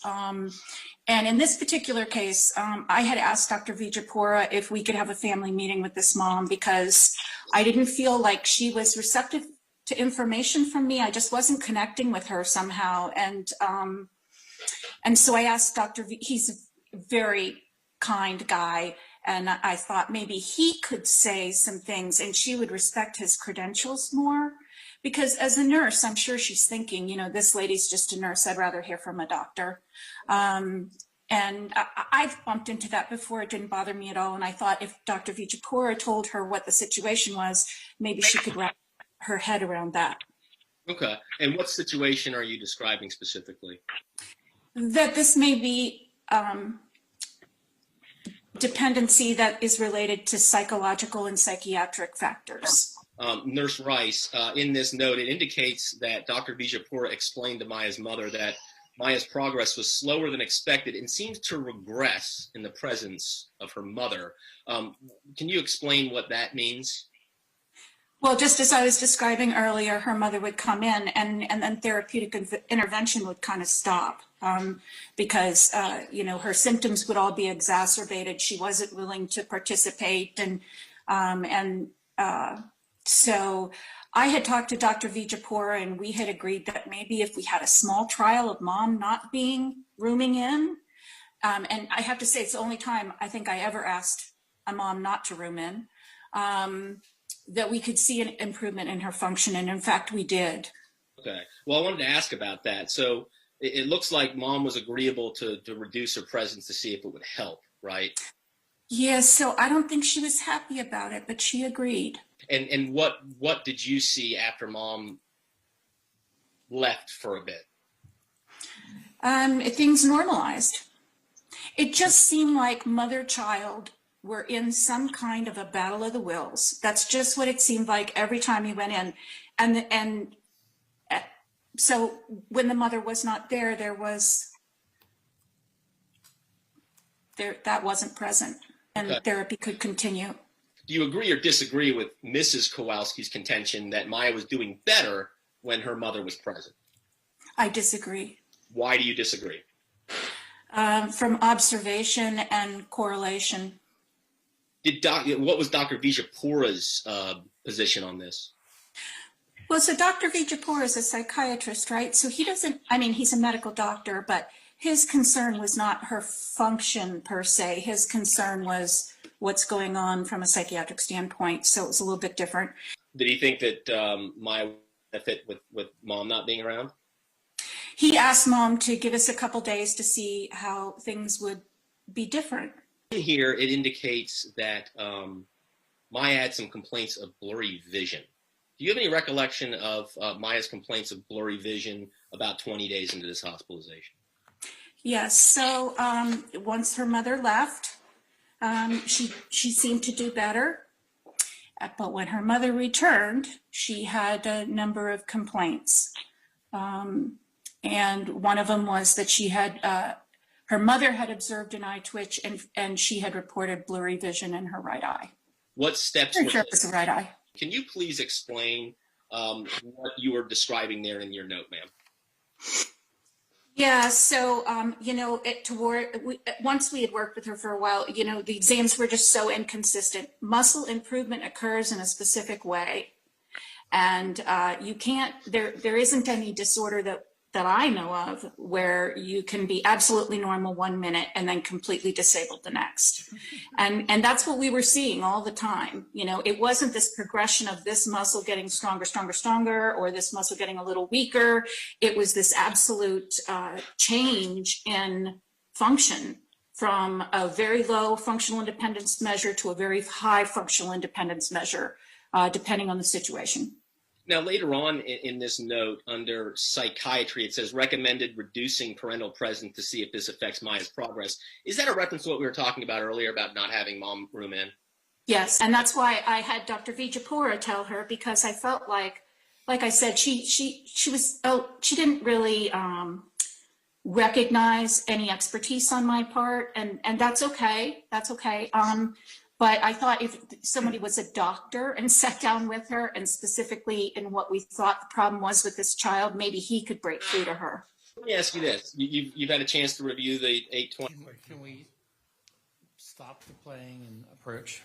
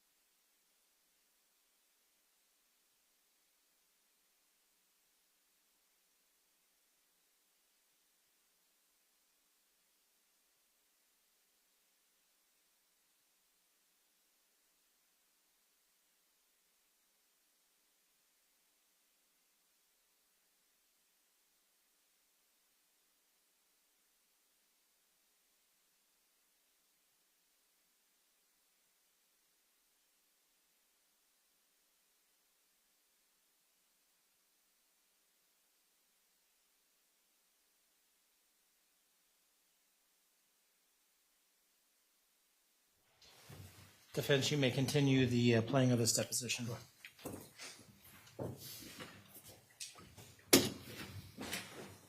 Three notes that I referenced earlier, correct?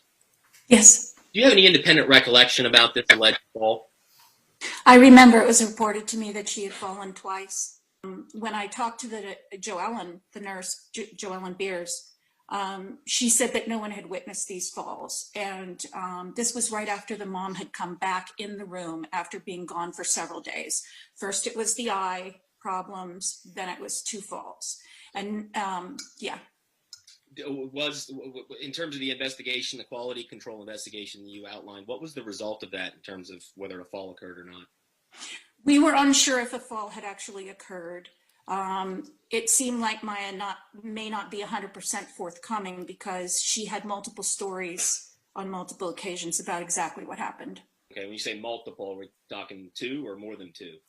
I don't remember how many, to be honest with you, but I know at one point she said there was a nurse in the room and she was on the edge of the bed and she slid off, but somebody helped her. And so it just got complicated. So I'm not sure. All right. Looking at her note, it indicates Maya had said that Maya almost fell, but later said that she didn't fall. Do you have any recollection of your involvement with this alleged fall? I think she had already been examined by, I'm not sure, let's see. As soon as a patient falls, we go down and examine the patient to see if there's any acute injury, but I'm not sure who did the post-fall. And if she was reporting it at a time later, I'm not sure who did that post-fall assessment. Okay. And at some point, I understand Maya was moved into a room with video monitoring. Why did that occur? Well, because, there were questions about whether she was being accurate about what she was reporting. Why were there questions about the accuracy of what she was reporting? Because the story kept changing. Understood. I meant to ask this earlier, but there was a period of time where Maya's mother was not rooming in with her, right? And I think you talked about that. You recall talking about that? We asked her to leave for a couple days, yeah. Was that done to separate Maya from her mother for any type of malicious purpose? Oh, absolutely not. We just wanted to see what would happen to her function because the end result is that the child was more functional. If being around her mother eliminates her functionality, then we can make all the gains in the world. But as soon as she goes home with mom, we'll go right back to where we were. So that's why all of us were starting to discuss as a team whether inpatient psychiatric care might be warranted. Okay. And was the separation, was it done to torture or otherwise harass the family? No, and when Dr. Vijapura talked to Beata about it, I believe that she agreed to leave for a couple days. But then, of course, when she came back, it was this big situation with the eye and the falls. And so how would you characterize that period of time when mom wasn't around in terms of Maya's progression? She was interacting with her children on the floor. And just in general, we try to have a lot of fun on our service because the kids don't have to be there, right? And they're working hard to gain function. So I think she had a pretty good time while her mom was gone, participating in activities and such. It says mom also discussed the unwitnessed reported falls, and mom stated Maya's story had changed several times. Do you see that? Uh-huh. Okay. And so am I correct in assuming here that mom was expressing that Maya had changed her story several times? Yeah. And that's about the fall we were talking about earlier? Yeah, the 2 falls. Why again do we place Maya in a video monitored room based on this note? Well, if you fall on PD rehab, you're going to end up in a video monitored room because we're not going to, we're going to observe you closely so you don't get up and fall again. Apparently, mom also contacted Dr. Giron asking for a CT of the head. Is that Dr. Giron? Is that the neurologist we talked about earlier? Yeah. Okay. Did Dr. Giron order the CT of the head? No, she had no focal signs or symptoms, and we told mother we'd continue to monitor, but we didn't feel that it was a medical issue. It says here, inpatient pediatric rehab concerns include significant functional regression related to non-organic factors, suspected conversion disorder. What are you explaining there in your note? Yeah, so we just couldn't find anything physically wrong with her that would cause all these symptoms. And she had had a pretty good workup at two major respected, stellar medical institutions. And we didn't feel there was a physiologic cause for her disability. We felt at that point, and we were getting along in the rehab admission, I believe, that this was psychologic and psychiatric in nature. Later on in your note, and I think you talked about this earlier, but this is the specific note about it. It says, occasionally Maya would become limp and collapse forward, but then recover and resume standing. What are you describing there in that note? You don't have rapid changes in muscle movement like that. Muscles slowly get better and they go on a trajectory. So to see a kid who's walking and then collapses, that's why we had her in the walker with the saddle, because we felt otherwise she would just fall on the floor, or we'd have to, keep her from falling on the floor. So she'd walk and then she would go into this sort of a floppy posture. And I think Dr. Kornberg thought, okay, let's err on the side of caution. This is a pediatric patient, realizing that all tests and treatments have risk and benefits. And this could result in her having some kind of complication from the MRI itself. However, he felt that it was a reasoned decision to look at the parenchyma, which is the actual tissue of the brain, and just rule out once and for all that there was any brain abnormality. And do you recall if this MRI of the parenchyma was done inpatient at Tampa General or at an outpatient basis? We put it as an outpatient basis because Maya's old enough to hold still. If she had been younger, we usually put those kids under like a general anesthesia so they hold still so we can get adequate pictures. Well, why don't you tell me what your recollection of preparing this discharge summary was? I just want to make sure that we checked every box, dotted every I and crossed every T. She needed, family psychological counseling as soon as possible. We had actually said to the mom that we recommended inpatient for Maya and intensive counseling for the mother, even though she is not the patient, she's part of the patient's family unit that will be our discharge plan. So we felt comfortable doing that. And we gave her the actual phone numbers. We gave her the number for Aetna Behavioral Health because that was her insurance plan to get authorization. We gave her psychiatry's information. Okay. And do you know one way or the other whether Maya's family followed through on those recommendations? No, because as I recall, best I can remember, she never answered the phone when I called. Okay. So I just want to know what you're explaining there in this line in your discharge summary where you say Maya exhibited physical abilities to move into bed and perform fine motor activities. However, she had reduced effort whenever physical examination was undertaken. What are you explaining there? I'm explaining that she could move normally until she was asked to move. Okay. And it also references in your discharge summary some demonstrated inconsistencies of examination and strength and effort. What are you explaining there? Just that if she wanted to do something, she could do it. Can you please explain to me what is being communicated there, recognizing we probably have jurors that probably don't have the same technical capability that perhaps yourself and Dr. Kornberg do? So I'll just keep it simple, but I don't want it to sound judgmental at all. When Maya wanted to do something, she could do it. I watched her paint her nails with a dotting tool and do flowers, and all kinds of things that I don't even think fine motor. She had normal fine motor movement when she wanted to do something, and when she didn't want to do something, she would complain of pain, or she would lose function and ask for help. Understood. And I also see, continuing through the rest of this note, it indicates that Maya would have variable pain scores. What does that mean? Once again, pain scores are something that you trend over time, and people have, you give them a medication, they have less pain. It takes a pattern. And I notice here as well, there's an entry here that says that Maya would, quote, consistently voice more pain complaints and behaviors when her mother was present, end quote. Do you see that? That was the correlation that I had made. Okay. And the team had made. Okay. And was that, did you observe that throughout the course of this hospitalization? Yes, from the very first day. So was there a period of time when Mom was not around? Yes. And what was your recollection of how Maya was during that period of time? I felt that she did better when her mother was not in the room, and when her mother returned, she had this, list of complaints of things that had happened. That if her mother had been there, her mother could have done something. I don't know. It was kind of said in a guilt-producing way. And that was the whole goal of rehab. We thought about it to the smallest detail. We wanted kids to feel like kids again, not like patients. Okay.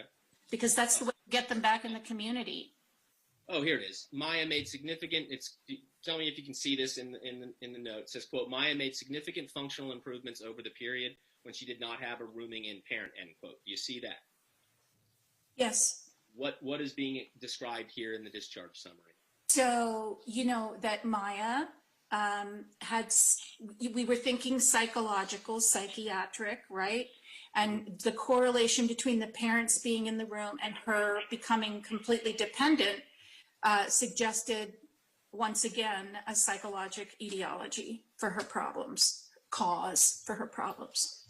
Based on your review of this discharge summary about this, what was the ultimate conclusion about that unwitnessed fall?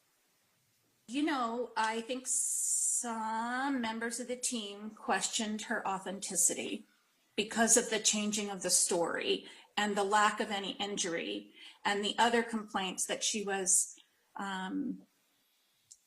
using to make her mother feel like she was not attentive.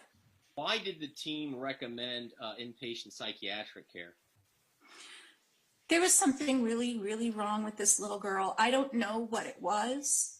It's not my area of expertise, but I've worked with a lot of kids over 24 years, and a lot of families. And believe me, I'm Miss Benefit of the Doubt. I am a strong patient advocate. But as I worked with this child, there was something so, the fact that she could continually do this disability behavior and then come back with full function and disability and be talking to you the whole time, there was something really wrong there. I don't know how to fix that.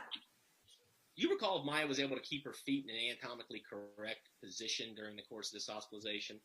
Absolutely. And then it appears as if somebody had asked for oxycodone the morning of discharge. Do you see that? Uh-huh. Okay. Why was that something you would have noted on a discharge exam? It was further illustrating the mother's hyper-focus on medical tests and treatments. Okay. Does this case stand out to you after the multiple years you've been in the pediatric realm? Yes. And why?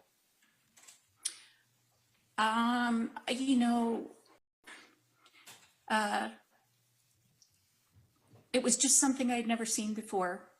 I haven't seen since, to the point of my retirement, was a situation exactly like this. This was a really abnormal situation where I felt the mother and daughter both had significant mental illness. I'm not labeling it. I'm just saying it was mental illness, and that they were in some sort of battle with each other, and we weren't helping at that point. She needed inpatient psychiatric care.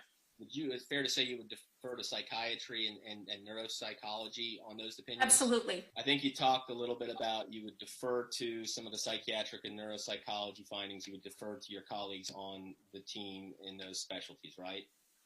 Right. And we don't necessarily, refer out of the country unless it's something really specific, and there's a major medical center that specializes in that. Your discussion with Dr. Smith, do you recall how long it was by chance, approximately? Oh, it had to be longer than 10 minutes, but maybe less than a half an hour or something like that. And just in a very synopsis fashion, what did you discuss with Dr. Smith? Well, so there's a little bit of backstory, if I may. I had actually attempted, when I talked to Dr. Smith, we had talked to Dr. Kornberg to speak to Dr. Hart about the fact that we kind of wanted to red flag this kid because we were worried about ongoing medical intervention. And parents will set up a pattern, there's specific disorders, but they set up a pattern of seeking unnecessary medical care for their children. And we were worried this was going to happen. And the reason we thought that was threefold. One, the mother had absolutely no acceptance of what diagnosis we were telling her, or even diagnostic category we were telling her. She had been to several major medical centers with complete workups, and that's a red flag to us. Second opinions are fine, but going to multiple medical centers is not okay. And that she had doctor shopped. Do you know what that means? I have an understanding, but if you please go ahead and explain what you mean by it. Well, so doctor shopping is when you go to one person and ask for a test and they don't give it to you, or a treatment. And so you go to the next person on the team and ask them. And specifically physicians, and Beata was seeking medical treatment. And those are red flags for us. So I thought that I wish there was a way we could flag her chart so that people would know going forward, if they didn't read all the records, that this could be a problem, because tests have consequences. They have risks and benefits. And so if you test a kid a lot, you'll run into a complication sooner or later. And so, do you know very many, or did you at this time know very many people over at JHACH? I mean, I worked there for 12 years, so I knew some people. What years were you there again? Let's see, I went 91 to about, I think, 95, and then I quit to go, I got a scholarship for a year of pre-med. I went full-time to school for pre-med, and then I came back to the cardiovascular intensive care unit. Was my primary position as a clinical nurse specialist. Okay, and then you stayed until sometime in the 2000s? 2005.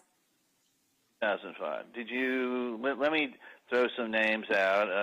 You said before that you knew Sally Smith, but did you know a social worker that handled a lot of the reporting requirements over there by the name of Kathy Beatty? I don't remember the name Kathy Beatty. Was there the people, can you name the names of the people that were the occupational therapists and physical therapists? I'm trying to just get some names. Well, so they have right, I can give you names. So there was a Diane Allen, who was our occupational therapist, and Marissa Higgins was our DPT. Our right, Marissa Higgins? Higgins, Higgins. Okay, Higgins. Tell me about Diane Allen. Is she still in town to the best of your knowledge? And Marissa Higgins? Okay. Yes. And Marissa Higgins is too. Okay.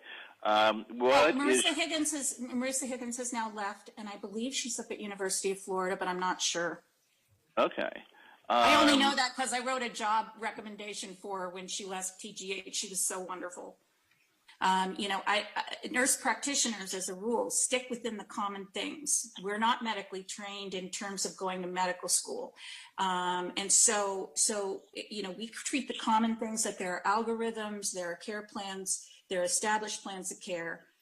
We do not go into treating something like chronic regional pain syndrome, which is hard to, it's a hard diagnosis to make. It requires, upper level input. But you are aware that the treatment for complex regional pain syndrome, since it does include a mixture of physiological and psychological issues, is different than purely psychological, like conversion disorder, or purely, say, a problem with neuropathy. Because I'm there to facilitate treatment. I'm not there to set the medical goals. I understand that. Would it be fair to say that, and like I said, her being demanding, but would you agree that she was pretty open and honest with you about what she thought needed to be done and what she had observed in Maya? Yes, she was good at sharing specific information, but I don't think that she was, and she was medically, her knowledge base was there. However, functional medicine is very, very different than any other type of service you're going to see. And I didn't feel she really understood the whole purpose and function of what we were doing. I couldn't really get past, there's something physically wrong with her. Has it ever come to your attention that physical therapy is a recognized primary treatment for CRPS? I knew that, yes. Okay. And that if physical therapy does not work in the sense the child is still in extraordinary pain, that this becomes what's known as intractable CRPS? I've heard of intractable chronic regional pain syndrome. Yes, I did not know that the pain would become intractable. I'm not sure even what you're asking, to be honest. There's a term called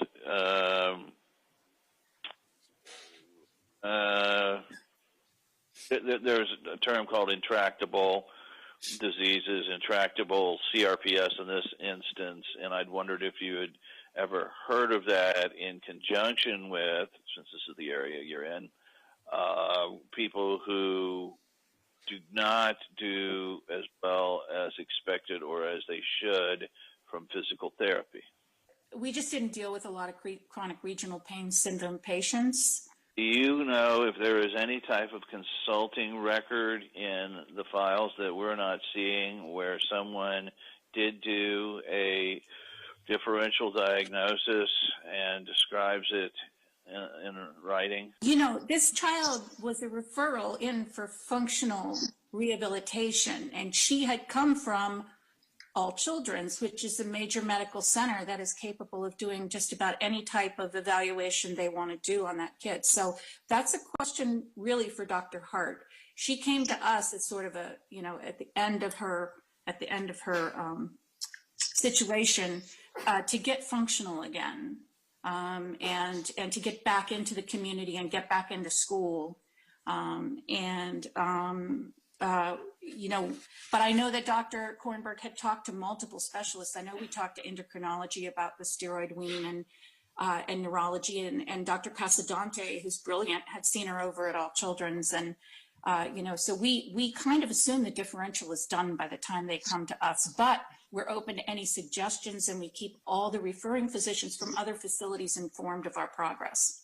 So if Dr. Kornberg testified under oath that he found not just physical, but signs of any child abuse of any kind, would you defer to him? Yeah, no, I have a memory of what I have a memory of, and I'm testifying under oath, and so I can only tell you what I did. I can't speak to what Dr. Kornberg said, although I respect him tremendously. And, you know, if he remembers different, it may be that he has the more correct memory. I can't. It's a simple question, and then that is whether you, as a well-qualified nurse, but still a nurse practitioner, but without his level of training and such things, whether you are going to state that you're independent, you have an independent opinion separate and differing from his that you wish to stand on, as opposed to what Dr. Kornberg concluded after reviewing all of the records. He sat in the team meetings, he heard what the team had to say. Now, what his memory is and my memory, I don't want to go back and forth parsing things. Would I question my memory? Yeah, I'm old. You know, and this was a lot of years ago. I'm here to give my testimony to the best of my ability. But are you telling this jury that a 9-year-old little girl on this cocktail of powerful narcotics and benzodiazepines, Xanax, Valium, oxycodone, is going to behave the same way as a child that is not on all of those? So you can have adverse effects or side effects from narcotics and benzos. And can that change a child's behavior? Absolutely. Do you do you show that there at the end, the last drug records show her still on the narcotics? Yeah, so there were individual single doses given at times. Once a child comes off of a narcotic wean, it doesn't mean she can't ever have pain meds or can't ever have the Valium. And I know she was having problems with spasms, but we typically use baclofen for spasms because it doesn't affect the child's cognition as much. Okay. So you would agree with me then that you never knew Maya Kowalski when she didn't have some of these drugs in her system? So Would I you do agree? believe there were times when her medication, it has a half-life, right? And so it's not going to affect her if she's getting a single dose beyond, 8 to 12 hours, it should be out of her system. But Did you ever know Maya Kowalski before she arrived at that hospital? no. I had heard her name. I heard her name as a potential referral. So in this instance, Beata was attempting or encouraging her daughter to try to get back to her life through your physical therapy, was she not? Yeah, I don't know what Beata was.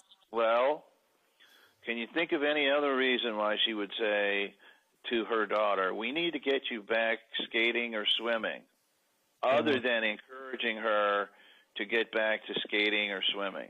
Can you think of any other reason? It may have been a control issue. Well, the control issue in that regard would be trying to get Maya to get better, to work harder to get better, would it not? I can't speak to, what the mother's intentions were. Well, does it sound like she's trying to prevent her daughter from skating or swimming when she says, we need to get you back skating or swimming? To hear you say it the way you say it, I perceived it a little bit differently when I was actually physically in the room, and it may have been about control. Maya not wanting to do something that her mother wanted her to do. So her response may have been, "Hey, I would like to get her back to being functioning." Could have been that. Could have been control. Control in what sense? Explain that control of a mother encouraging her daughter.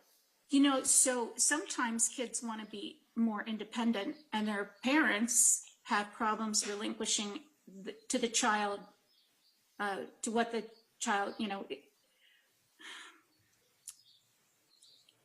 there are times when the mom is trying to control the child's behavior and the child doesn't want that control. And so they'll say things that are directly contradictory to what the parent said. But it may have been that she validly wanted her back in skating or whichever activity it was. Okay. Well, what you can agree with me on is that Beata was not trying to hold her child back from getting back to a life where she could skate or swim. The statement the mother made could be interpreted that way. Beata, by those words, was not trying to keep Maya from pushing herself, correct? Yeah, I don't know what Beata was trying to do. Did you ever sit down with Maya and have a talk with her, a long talk with her, about whether any of your suspicions were actually the case? Yes, no. I had conversations with her that would be appropriate for a fourth grader. Things like, what her room looked like and what she liked to do and all those types of things. I'm not. It's not in my place to sit down and try and counsel a child or explain to this child something really complex like the situation that we were seeing. Did you talk to anyone else about the lawsuit or the facts of the case after Maya's discharge? Any friends over there? Oh, no. Anybody else at TGH? No, that's a HIPAA violation. The only person I talked to after discharge was I'm assuming the other person on the phone was Sally Smith, since she reported the phone call with me. Interested in knowing whether you had the ability to take a picture of Maya at any time during her admission there. I did not take any pictures of Maya during her admission there.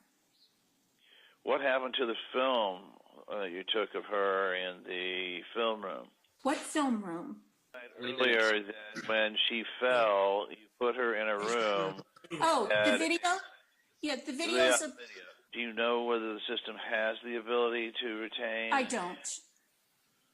Okay.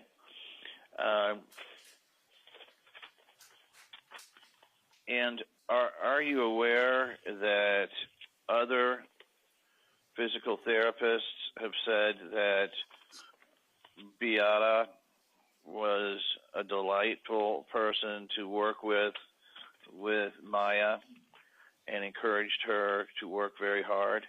Has that I come don't to your know attention? about that.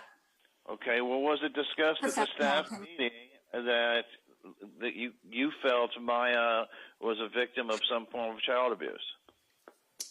We talked about the red flags that we were seeing because we work with Munchausen's and Munchausen's by proxy kids, which is the old name for factitious disorder, where they're similar, or that's,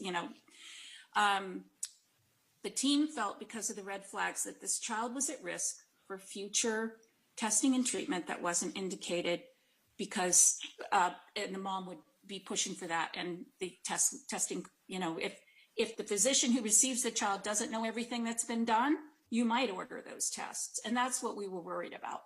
All right, one last set of questions then, and we'll goodness. obviously have to go back and find a bit more out about this. You accused Beata of doctor shopping. Before you Didn't answer this, accuse her. She did doctor shop. It's in the medical record. you think that, and we're both in the same hospital? Yes. What was the other one? The other doctor? Who was the other doctor you said? She asked me for a CAT scan, right? So I talked to Dr. Kornberg.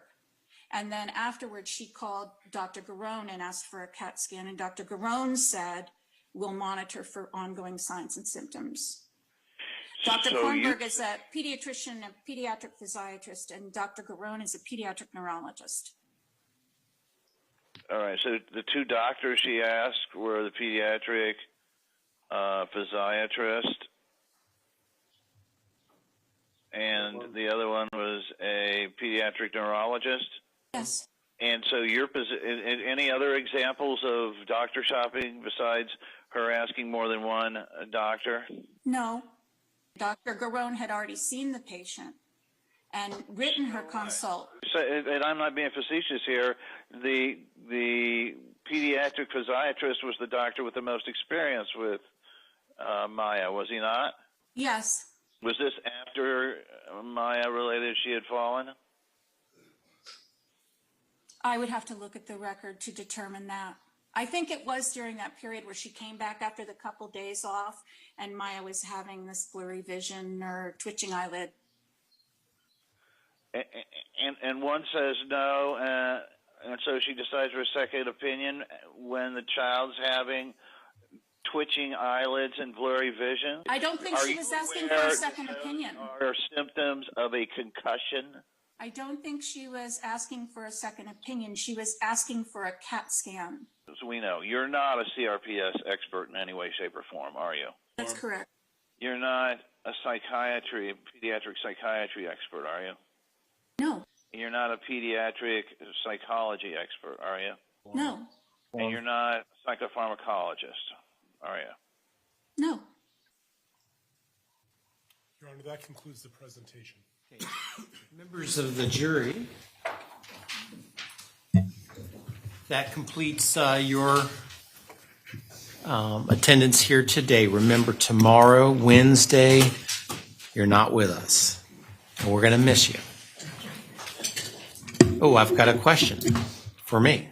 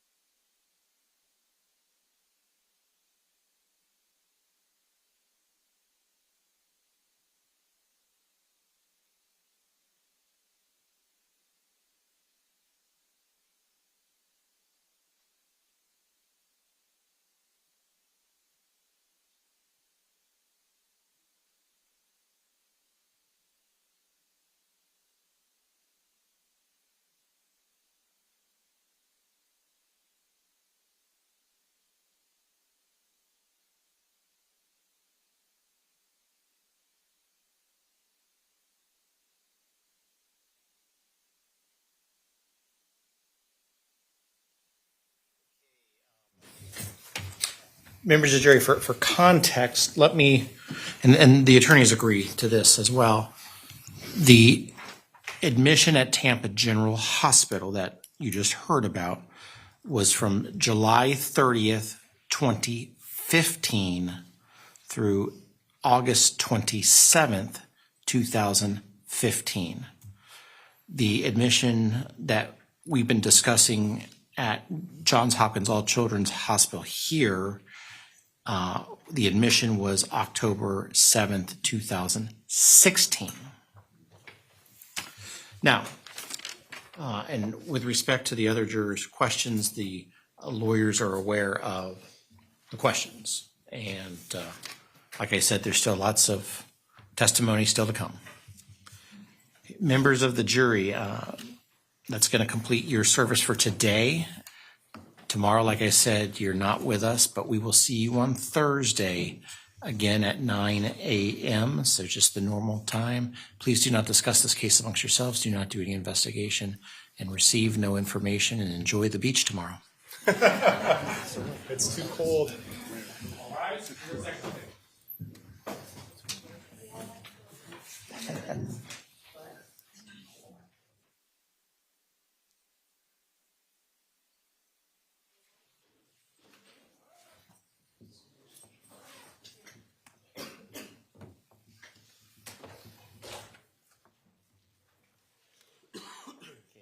Please be seated. The jury is out of our presence. The time consumption. Plaintiffs consumed 2 hours and 5 minutes. The defendants consumed 2 hours, 50 minutes. 5-0. Yeah, 2 hours, 50 minutes, 2-5-0. The running total, plaintiffs 46 hours, 35 minutes. Defendant 18 hours, 50 minutes. And plaintiffs, well, I mean, it's not for me to tell you how to try your case, but you know, what was it, Ms. Nias? You kind of wrestled a long time with her on the same issue over and over again. So, but you just understand you're at 46 hours, 35 minutes. I don't think any, Judge, in response, I don't think any of our time has been wasted. In fact, we've been criticized for not calling more people. And we have to respond to what the defense does. And a lot of our case was slowed down tremendously because of the amount of objections and the amount of sidebars and the amount of just kind of litigation. And I'm not sure that that was credited back in any way. And so at some point, we will move the court for some additional time because we don't think it's fair since we have the burden of proof here. And we have to come forward and make a prima facie case that if our case gets delayed or slowed down because of requirements we can't do anything about, we shouldn't be penalized. And so in this instance, I understand, I'm heeding the court's warning on that, but just raising the time issue for you. Okay. Are there other issues we need to address today? We have not yet heard from the defense on their witnesses for Thursday. Let's talk about that.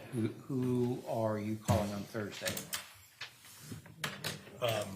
While they confer on that real quick, Judge, when can we deal, and I know we get 30 minutes in the morning, but apparently there's going to be some major issues with just putting in medical records. So we haven't been able to put in any exhibits.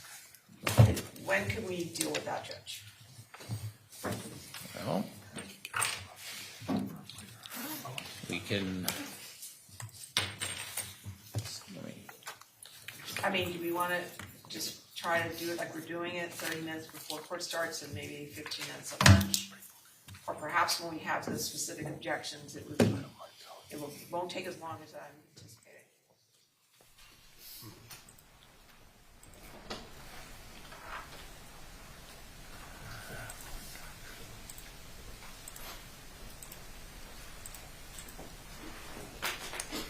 Well, on Thursday we could start at 8:15, which would give us an additional 15 minutes in the morning, so they'll give us 45 minutes. Okay.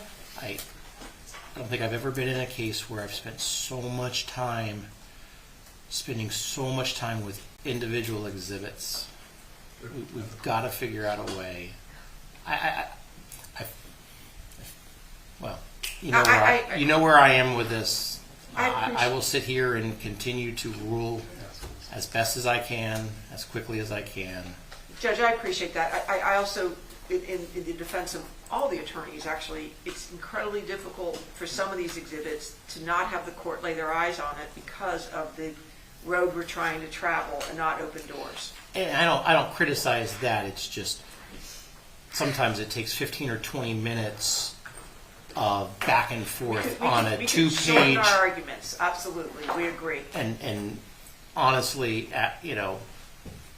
I've been very. I want everyone to feel like they have the ability to say what they feel like they need to say, but I honestly don't need to hear it 5 times from 5 different people. Understood. Understood. We will. And from both sides. Understood. We will heed that comment, Your Honor. Hopefully, we can trust each other's teammates that if one person says it, then we don't feel compelled to echo it. Understood. I have Mr. Altenburn and Mr. Elegant, I guess, by Zoom tomorrow at 3:30. The courtroom will be open if anyone wants to physically be here. I will, of course, run it by Zoom. But as far as those that will appear on the screen, if you will be the lawyers who have registered with Ms. Syback. And then, any member of the public wishing to come can still come via Zoom, or if they want to be here in the courtroom, or I'm assuming the feed will still be coming from, and the TV folks are shaking their head yes, that the feed will still be coming, I guess, live from who they work for. So, any way y'all want to come.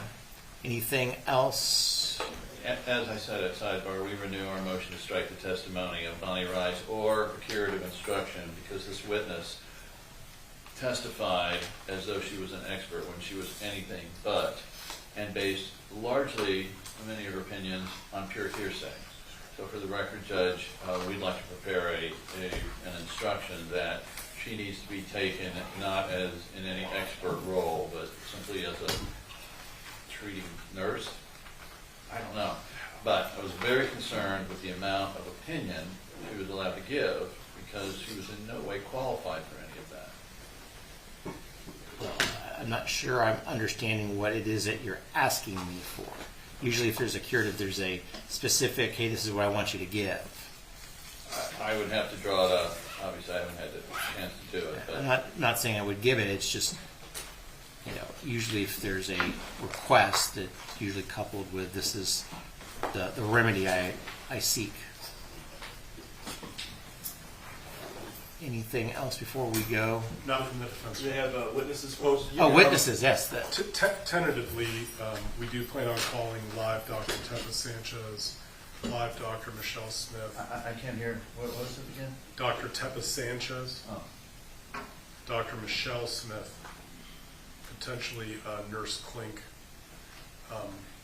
We have a number of depots from out-of-state providers we need to play, which is the importance of making sure we have any counter designations to fill the rest of that day if we have time. Okay, well, when you say potential live, so you are sure with the 2 doctors?